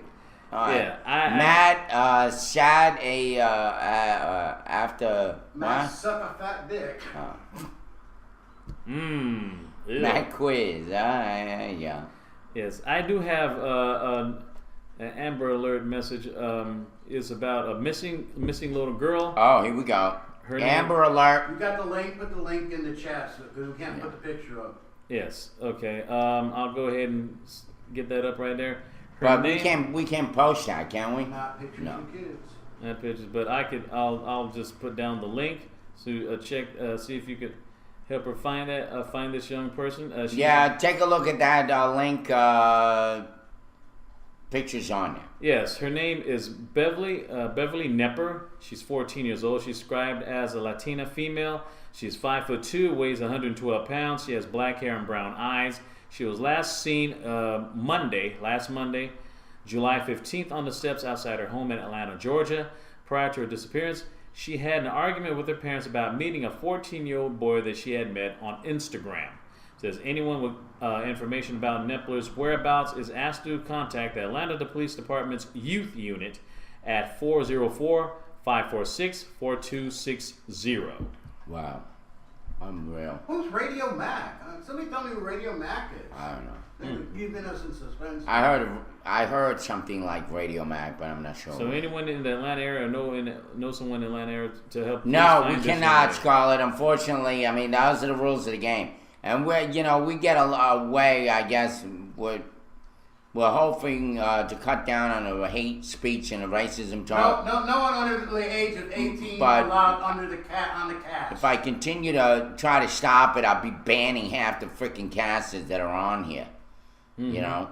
So, they like to hate speech to each other, which is why I ignore it. Yes. Yeah, I'm not going to get involved. Anyway. Yeah. Well, it's So, it's 10:19. but that's what I have plastic canvas for. There you go. Yeah, that's what I have plastic canvas for. Whenever she hears anything that's borderline and I miss it, she boots your ass out of here. Mm-hmm. And she's got 1,000% of my support. Most definitely. Just keep it up, plastic. Anyway, we have our own police around here. Mm-hmm. Yeah, I might start making some more mods. Well, yeah, just don't make Volvo buy the mod. About the worst thing we can do. All right, we're gonna do our daily bread, Fox which in is charge of the hen house. right now. It's happening. Our daily bread for today, July 18th. July 18, 2013, and it is the title, Creating Your Life. Yeah, in other words, get a life. Get a life. Vorpabite. All right, here we go. The advice that I read in the self-help book sounded good. Oh, this was written by Ann Cetus. Cetus. Yeah, Cetus. The advice that I read in the self-help book sounded good. Do only what you're great at, because that's when you'll feel most fulfilled. The author was trying to help readers create the kind of life they wanted. I don't know about you, but if I did only what I was great at, I wouldn't accomplish much. In Mark 10, we read about two disciples, James and John, who had some plans for the kind of life they wanted for themselves someday. They asked to be at Jesus' right hand and at his left hand in his kingdom, verse 37. The other 10 disciples were greatly displeased with them for asking, verse 41, possibly because that was the kind of position they wanted for themselves. But Jesus used the opportunity to teach his followers about another kind of life, one of serving others. He said, whoever desires to become great amongst you, you shall be their servant. Or the way he puts it is, whoever desires to become great among you shall be your servant. And whoever of you desires to be first shall be slave for all. Verse 43 and 44. Am I supposed to be playing the music? Yeah. It appears that service for others is God's design for us. Even Jesus, the Son of God, did not come to be served, but to serve. Verse 45. As we look at Christ's example and depend on the Holy Spirit's help, we too can be servants and will create a fulfilling life. I admit, Lord, that my eyes do get focused on myself, but I really do want to live from a heart of love for you. Teach me to be a servant and to look for my fulfillment in you. Great occasions for serving God come seldom, but little ones surround us daily. And your Bible read for today is in Mark chapter 10, verse 44. Whoever of you desires to be first shall be slave of all. There you have it. There you go. Our daily bread. Thank you. Thank you. That applause makes me hungry. Okay. Yes. Well, speaking of someone, who needs some help from a higher power, there was a story, I guess, from by Reverend James Martin S.J. from CNN, and he basically said that says sorry, but retweeting the Pope won't get you out of hell, according to this.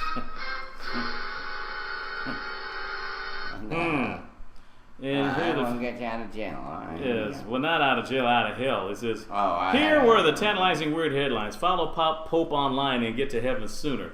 Facebook's likes don't count. It says, cut your time in purgatory by following Pope on Twitter.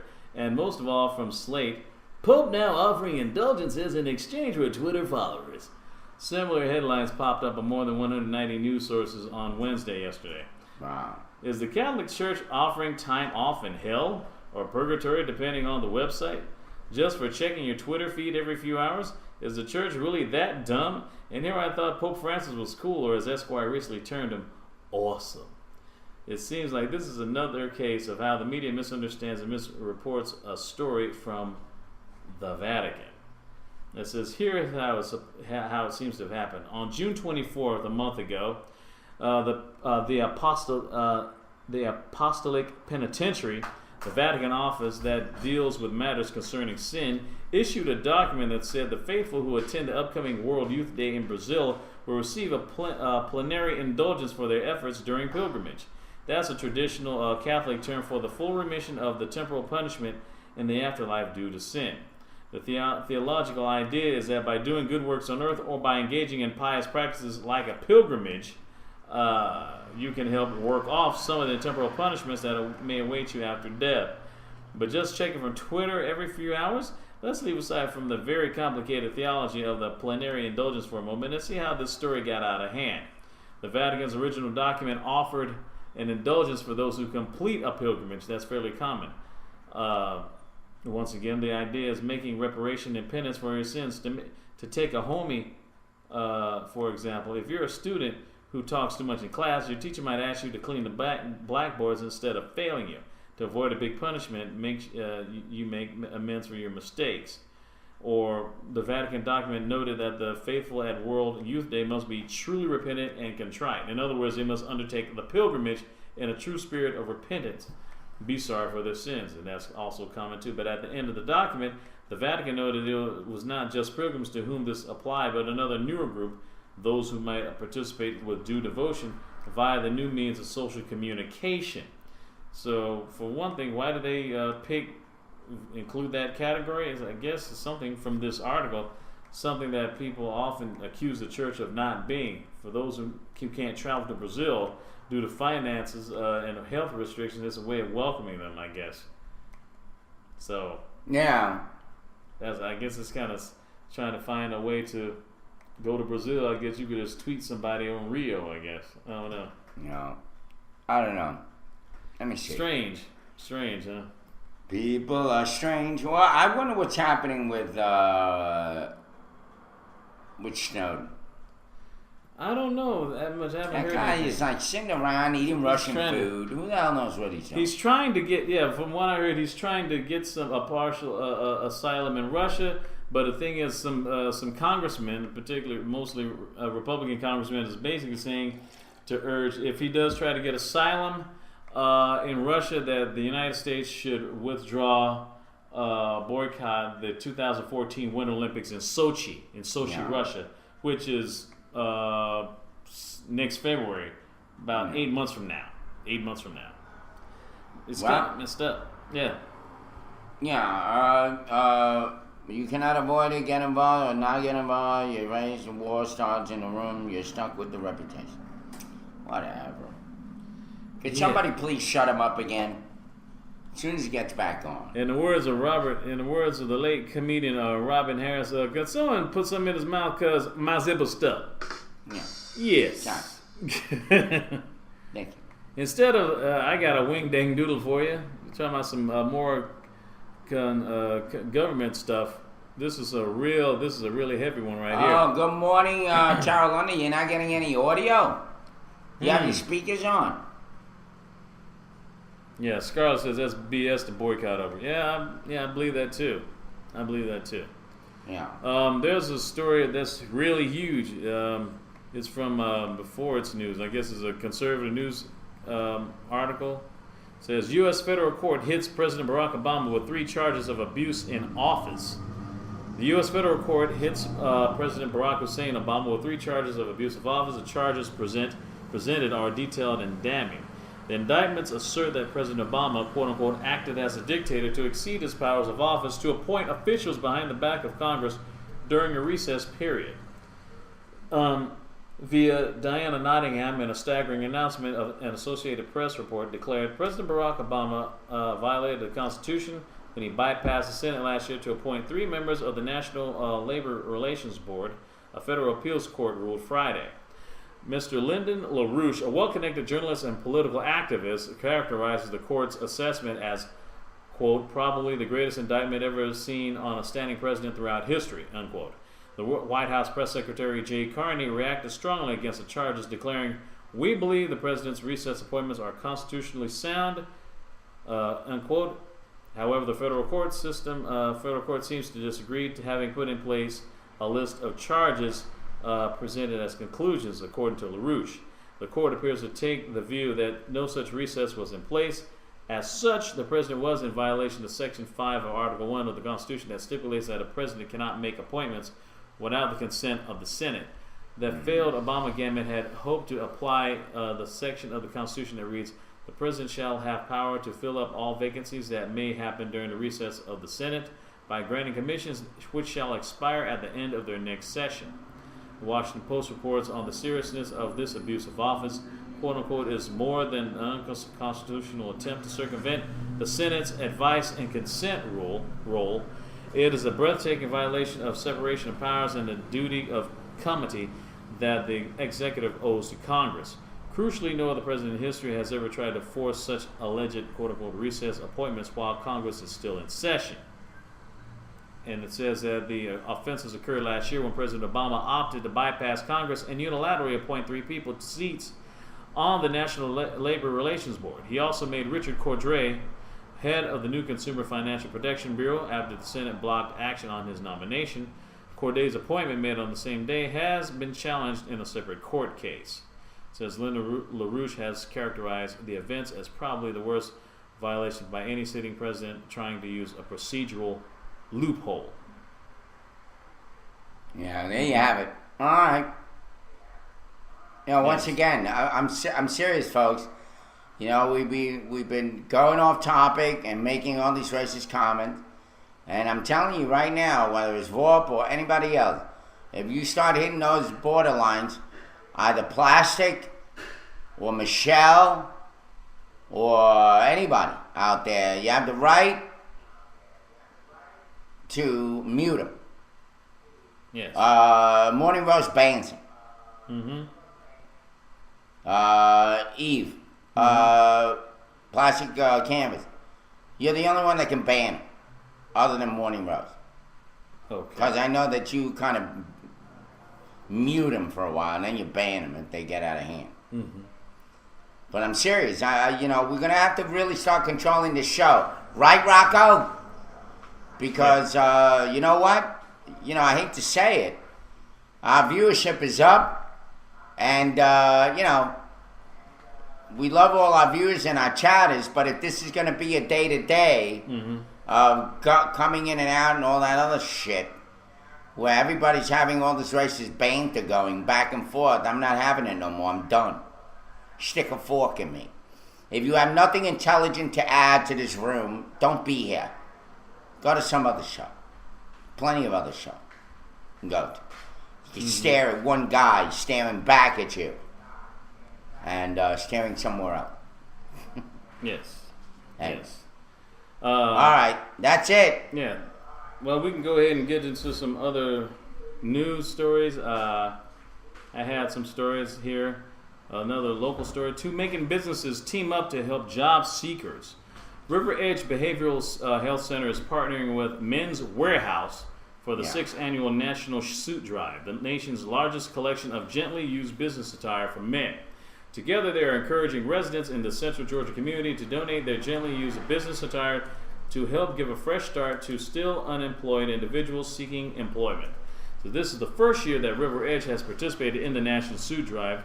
River Edge and more than 150 other nonprofit organizations across the country will distribute the items collected at the local Men's Warehouse locations.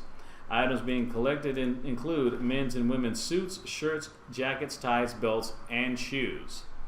Residents of Central Georgia may donate their gently used items now through July 31st at the 2 Men's Warehouse stores in Macon, at 3661 Eisenhower Parkway at Suite 80 and 5080 Riverside Drive, Suite 322. Shannon Harvey, Chief Executive Officer of River Edge, says that we are thrilled to partner with Men's Warehouse to help local job seekers, including our clients. Despite the slowly recovering economy, many of our neighbors are still looking for work. The National Suit Drive is making it easier for the local community to give help to those in need and searching for jobs. So that's a very noble cause. Very noble cause. Anyway, so what else is in the news, Derek? And you know what? I'm not concerned about. Who sent you a friend request, Tower of London?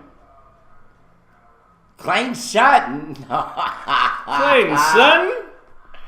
Are you shitting me? Let's try to get him on the show. Anthony, you'll come back on that show when we invite him. We're gonna invite him. Clayton Sutton. You know what? For Take free? take the friendship, and then invite him to the show. That would be fun. What? Tara London said this. Wow. Clayton Sutton wants to friend Anthony Harris. There you go. He's not such a bad guy, Anthony. Only people that hate and kill and Innocent people. and yeah, kill innocent people. They love Anthony Harris. Yeah. Anyway. Hey, just be careful if George Zimmerman or any of his brothers wants to friend you. By the way, Scarlett, I'm not worried about losing viewership. You know, honestly, they always come back anyway. It's like Macon. You know, everybody hates Macon, but every time they leave, they come back. You know, it's just like that. And I'm not too worried about it. I just want them to understand this cannot be their hangout to come on our show, distract everybody with their bullshit, and talk all this racist banter when they know the rules of the game. And if I'm not enforcing it, they're going to ban my ass. So you know what? They may not ban it when you guys are talking about it, but they will ban it if I'm not saying something about it. So, you know, whatever. All I'm saying is you guys need to chill out already. Stop saying so much bullshit to each other that makes no sense. Stick to the topic. Yeah, stick to it. You Right. don't want to get your butt, pay a bill that your butt can't cash. Oh, by the way, do PayPal. You just may get back all this money. Go ahead. Oh, yes. Yeah. Yes, exactly. Thank That's you, a good Ed. message. There you go. Keep Yes. calm. Yeah, you may get something from PayPal, hopefully. I hope I do. It says PayPal accidentally credits man with $92 quadrillion. This is from in New York, CNN. When Chris Reynolds opened his June PayPal email statement, something was off. The Pennsylvania PR's executive account balance had swelled to a whopping 92 quadrillion. I couldn't read it. You can't even. He can't. $92 quadrillion Quadrillion dollars was what? which is 92 quadrillion 233 trillion 720 billion 368 million 547,800 dollars. And how many pennies is that? So what A the hell lot. are they saying? They It says money that would make Reynolds, who also sells auto parts on eBay in his spare time, the richest man in the world by a long shot. Rich is more than 1,000,000 times richer than the Mexican telecom mogul Carlos Slim, and he's worth $67 billion. Wow. Oh, if only. Yeah, all those zeros, Aunt. That's right. Yeah, so he logged online and reality bid back his account bounced red zero, so the correct amount. PayPal admitted the error and offered to donate an unspecified amount of money to a cause of Reynolds' choice. It says this is obviously an error, and we appreciate that Mr. Reynolds understood this was the case. PayPal said in a statement. And before the statement, the most Reynolds ever made on PayPal was a little over $1,000, selling a set of vintage BMW tires on eBay. So what would be the would-be quadrillionaire would have done with all that cash? He said, I would have paid the national debt. Wow. Yeah, screw the national debt. You know what I would do? Every single one of my friends, not the ones on Facebook, Yeah. some of them, Okay. they get something. Oh, I yes. mean, that's the one thing that people don't realize. Whenever I mean, you he would give have something to somebody that's unsolicited, Yeah. like you go out and take them to lunch, or Mm-hmm. you go out and give them a card, just take a look at their face. Yeah. All of a sudden, their spirit. I mean, that is kind of that gives me the greatest joy. Oh, yeah. You know, But 92 it's like feeding a quadrillion. hungry dog. I mean, just to be honest, I mean, he can easily pay the national debt. I mean, it's just 14 trillion. All he needs is just 1 quadrillion, or which is 1,000 trillion. 1,000 trillion. I'll take a third of that. I'll be happy. Yeah. All I'm saying is, if I A was third a of a rich man, quadrillion. if I was a rich man, I give my money away. Unlike the guy in that movie. Oh yeah. What is he? The fiddler. Yeah, what was he? He was what? Say Say it. It's Zero Mostel. He's a rich man. If I were a rich man. Yeah. Well, why Yes. not? I would quadrillion. definitely, yeah, you're right, DS. Tons of that. I mean, you could. I mean, it would take 30 lifetimes. It would take 100 lifetimes to spend $92 trillion. I mean, Well, you know, you give it 92 away. You give quadrillion, a lot of it excuse me. away. You live in a Quadrillion. mansion somewhere with a lot of armed guards. Don't come near you. mm-hmm. Only, you know, you have to go through a whole litmus test in order to come and see me. But you'll have a personal phone number. You can reach me. Oh yeah. You know, That I give it to makes some friend. sense. Fiddler on the Roof. That's right. Fiddler on the Roof. Yes, that's what. Yeah, Okay. it was T. Yeah, but Zero I'm Mostel. talking about what nationality was he supposed to be playing? Well, Russian. Was it? Well, Russian Jew. Ah, that's a word. Yeah. Yes. Right. Anyway, Zero Mostel was Yeah. a great Exactly. great actor. they don't give them money away. You see, I would be But kind 100 of that. lifetimes, but a quadrillion. I mean, people couldn't Wow. even live. You know, I don't think you can actually live an entire lifetime even to spend $2 billion, let alone a trillion, or even more so. No, that's a a quadrillion. I mean, Quad, you would quadrillion. you would have to be 100 lifetimes. You have to live like 2,000 years, yeah. 3,000 years. Oh, I don't know. I'll have a bunch of Anyway, Republicans I'd killed. also have a bunch of Republicans killed. Yeah, you're right. Anyway, is there that much money printed? That's a good question. Yeah, that I is mean, a- America's like short on cash, and then we're what, like $14 trillion yeah. deficit? Mm-hmm. Yeah, we're Yeah, not but even where the- anywhere but near where the a shop, quadrillion. If you have a quadrillion, I mean, you might as well just go ahead and just buy the whole freaking building. And by the way, Just get it I for was free. a show yesterday, that hairspray. Wifey called me yesterday. It was so sweet. She called me up just to say hey. And I said, where's Aunt? You know, he's at the show. So I was like, damn, I wish I was there watching it. Yeah. Yeah. That's yeah. very true. Oh, Go Reserve Fortnite, maybe. Vopobai says, we don't print tons of money cash anymore. It's all electronic money. That's true. Mm-hmm. Yep. And soon it'll be a barcode on your forehead. Oh yeah. I was wanted to. yeah. I got some Hollywood news. Yeah. Another bring it Ted on. Nugent. Not too. bad. Yeah, about 270. Who cares about Ted Nugent? Why even give him any kind of publicity, that nutcase? Go ahead. Well, he is brought him up. But speaking of another celebrity actor that's died, he's not from Glee. We know about Corey Monteith, but here's the one you probably might know of back in the 70s and 80s. King of the Hill actor Dennis Berkeley dies at age 67. Wow. Dennis Berkeley, the character known for his work on TV's King of the Hill, has died. His agent tells CNN he was 67 years old.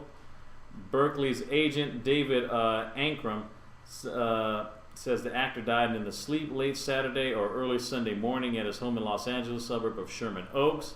A cause of death has yet to be determined. Says Ankrum praised his brawny friend of more than 40 years, saying that Dennis could do comedy and drama both and has a tender side. He didn't look it, but he did. Says his recent television roles, Berkeley's recent television roles, was a stint on My Name is Earl and giving voice to several characters, including Principal Moss on Fox's King of the Hill on Fox Network. I'll tell you what. Yes. Ankrum says the actor's favorite roles included a mute motorcyclist in Mask and one of Kevin Costner's buddies in Tin Cup, and working with James Garner on Murphy's Romance and Red Fox's TV show Sanford, which wasn't that good of a show. Basically it was when Lamont left, and it was basically what I call, Sanford without son. But, wasn't that good as the original Somebody Sanford. said he was Zero Mostel's son. Who, Dennis Berkeley? The big fat guy that's on there. Oh. I really didn't know. Anyway. By the way, Josh myself. By the way, He's survived by his wife, Laura, a son, Sean, and a daughter, Shannon. So, condolences to Dennis Berkeley. A great, great actor. Tara London. So your show was halfway full yesterday, you're saying? If it holds 400 and change. Well, yesterday was what? Yesterday was Thursday? Yeah. No, No, Wednesday. Wednesday. Yes. Maybe that's not such a good night for people to go out, you know? Mhm. Anyway, yes, we're going to cover the Rolling Stone cover. Let's cover that. Yeah, go ahead. Because, Go ahead. you know, they make this kid look like a rock star, and everybody's pissed off about it. Yeah. And then he's got this angel face to him, or they say. Mm-hmm. But meanwhile, I look at the kid, and he doesn't look like an angel at all. He looks like he's high on meth. Mm-hmm. He looks like he's high on meth, actually. Or high on something. He doesn't look like an angel. Because he looks way too calm to be out on meth. Yeah, so they're saying that it's a good treatment or good journalism. How is that But good journalism? I don't know. Well, they're saying that. But they're saying how do you say his name? Jesus. Sharnev. Yeah, Sean. Whatever. Zokar Sharnev. Yeah. Boston Marathon. Mr. T. Yeah. Mr. T. Zokar Sharnev, the Boston Marathon Yeah, bombing the suspect. rock star treatment or good journalism. Yes, the Rolling. Yeah, it's supposed his face is going to be on the Rolling Stone cover Well, magazine they for the always August 1st try to be cover. controversial.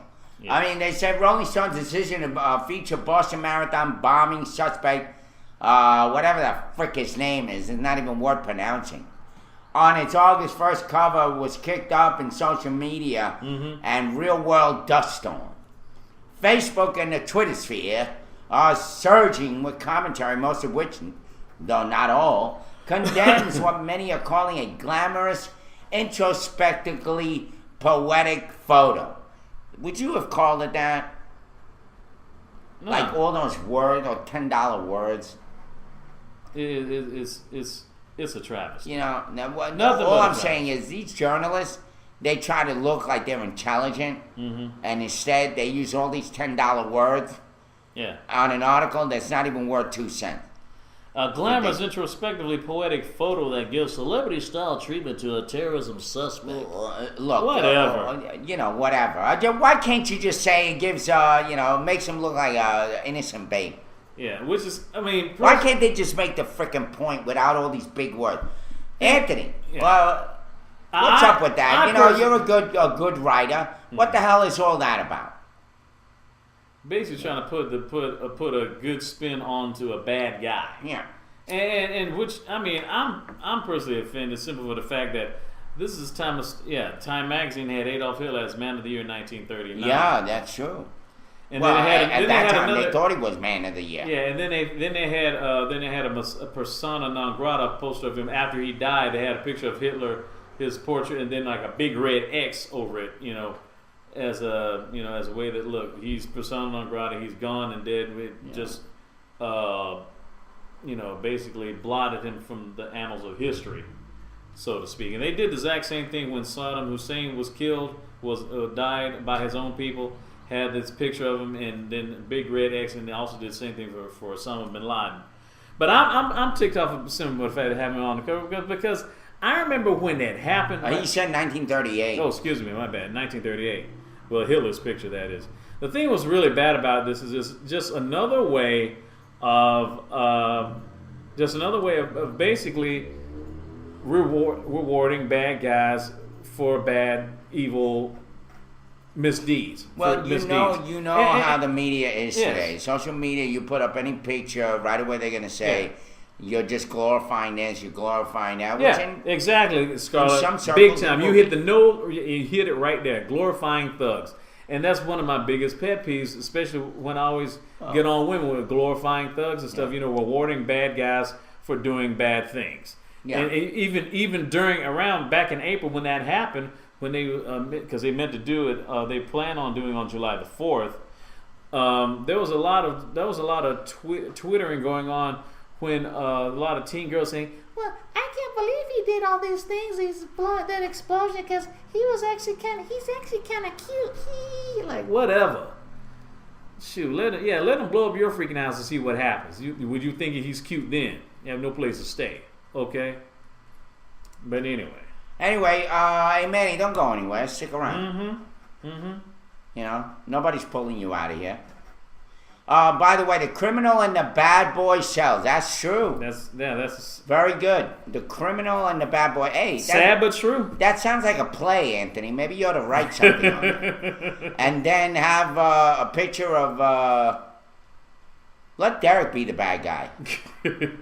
Well, I've already played the bad guy. And I'm the innocent guy that was killed for no good reason. I've already played the bad guy in 2 films. Well, Dexter St. He James. played a lion too. Yeah, and a lion. Yeah, in On all fours. yeah, and all, yeah. You know, Cock knows. I'm going to say something, and it's kind of like have giving you some recognition to what you're saying. Accolades, whatever. If you notice that a lot of men that are raised by single moms are very emotional. Yeah. They and that comes from the imprint that they get. That's why when I was a counselor, believe it or not, I used to say to the fathers that they used to take the older son fishing, right? And they left the little one with the mother. And I used to say, no, don't do that. You take the older son and the younger son with you. Because when you leave that little baby for too long with the mother, you're going to notice that the little one, if you notice, in a lot of families, the baby boy, the one that the mother is most close to, is the one that's all emotional. And then the older boy, who was raised by both parents maybe, is a lot more stable, if you notice that. Yeah. Well, I've seen a lot, especially in a lot of people have been talking about, from not just me or as quoted many times by Tommy Sotomayor or Sergeant Willie Pete on other social network websites. There is a trend, especially if you're seeing in the black community, that there's a lot of, from single moms, there's a lot of guys who are really hyper masculine, but very, very, very emo, very emotional. Yeah. Like female emotional in a way, because they're trying to overcompensate for not having a dad in their life, at least, or at least not in the household. Yeah. And therefore, many of these guys, even though they're hyper masculine, they try to overcompensate that, but yet at the same time, they're really, really emotional at the same time because they're raised by their single mom. And what is the number one insult that the moms do to get back at their sons? They always say, "You're just like your damn daddy." Bingo. Yeah. By Just the way, like your daddy. if a boy isn't weaned on his mother's tit by a loving father, he's consumed by his mother's selfish need. Well, I mean, that's a little I out don't there. know about that. But I will say, they do, boys that are mama's boys, they tend to be very, very emotional, and, it's kind of, it's called imprinting. They imprint the mother. The mother is the one that's the head of the household. The mother's the only one that they see, and what happens is they imprint. It's like anything else. You hang out with certain kinds of people, and you become like them. Doesn't that happen? Well, actually, like birds of a feather flock together. If you guys ever watch the show TMZ Live, if you guys ever watch that show, there's a black guy on there with dreads. And then there's that guy, the lawyer, that's always on the People's Court.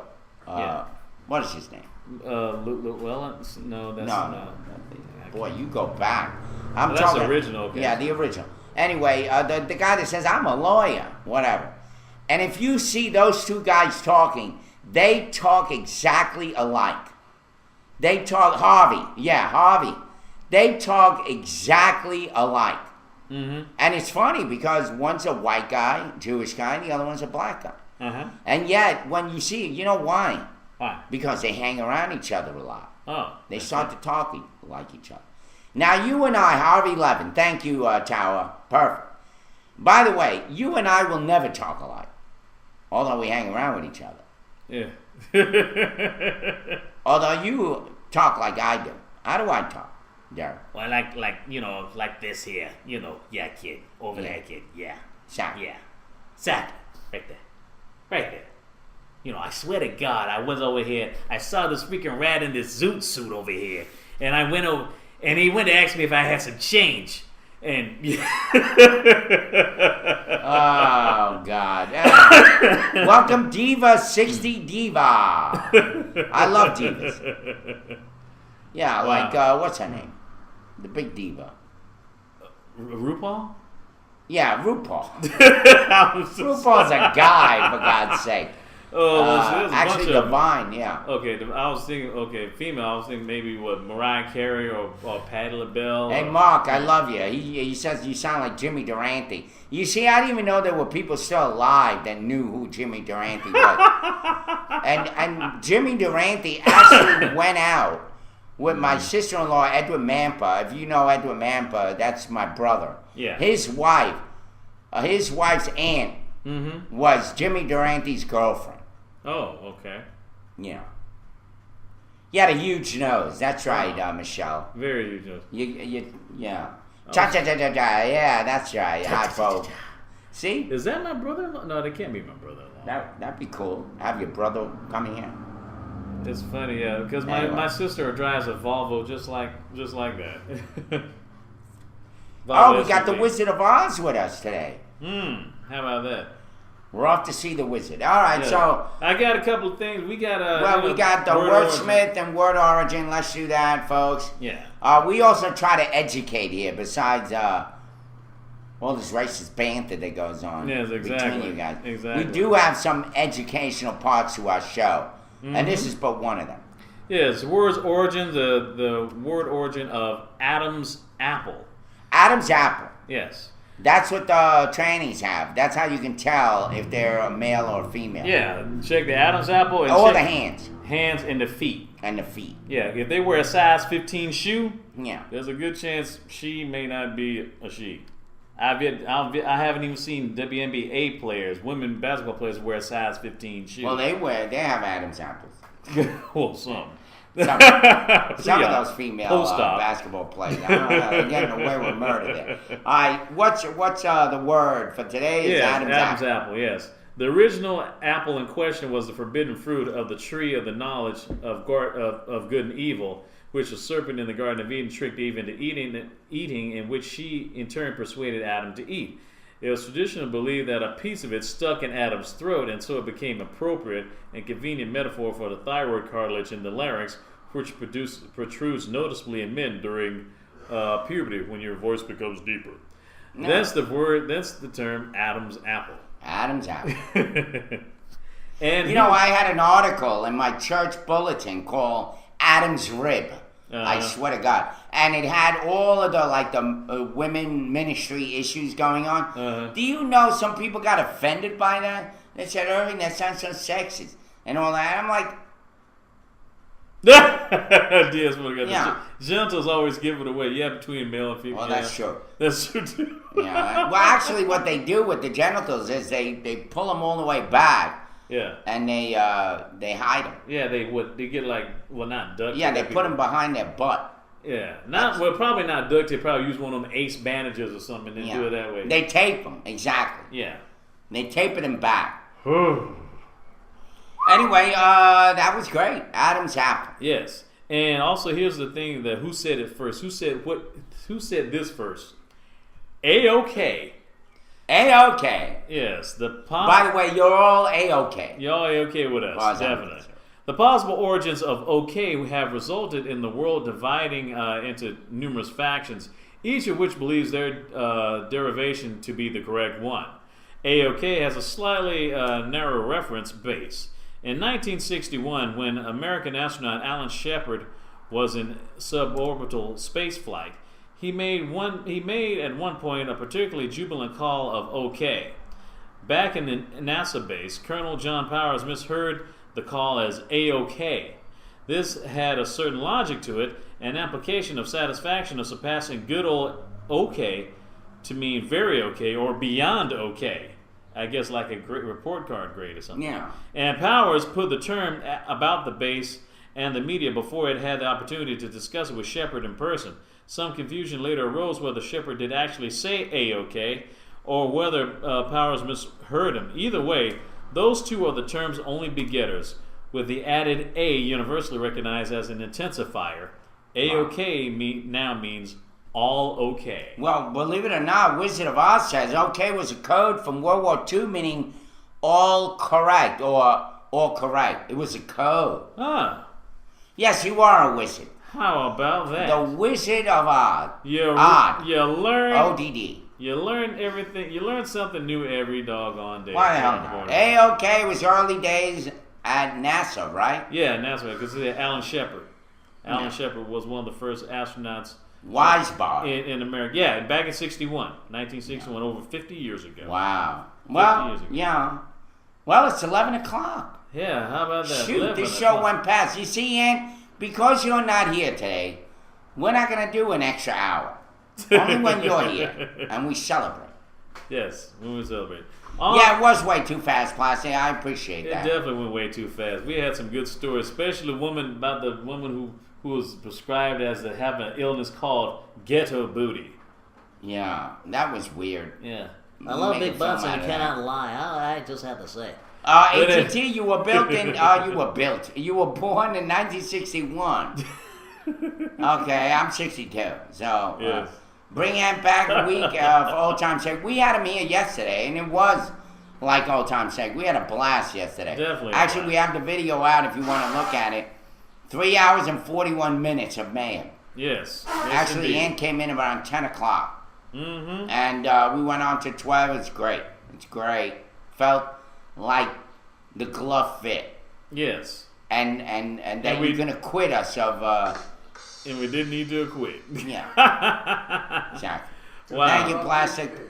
Yes. Hey, Vorp, we love you, Vorp, but, you got to get your act together, kid. Yes, yes. I want to thank all of our guests and mods and chatters who were here today. Black Moses, DS Photo Guy, Earl Big Skillet, Here Forever, Michelle Stacy, Here Forever, two Michelle Stacy's, capital M and lowercase m, Plastic Canvas, ATT, Home Skillet, Cal 3000, Real Man Pawns, Yeah, Real Man Pawns, welcome. Rowdy 8, Steven, yeah, Rowdy Yates is doing some good stuff here. Too Much, U.S. Patriot, Wizard of Oz, Yurak. Steven, don't forget Steven. Oh yeah, Steven. How you doing, Steven? Wizard of Oz, Urek Wildcat, Zappa 1, Cocknose, Hydroponic, Mark 1979, Mr. Mike, Ned Stark, and Tower of London. Yeah, welcome all and goodbye all.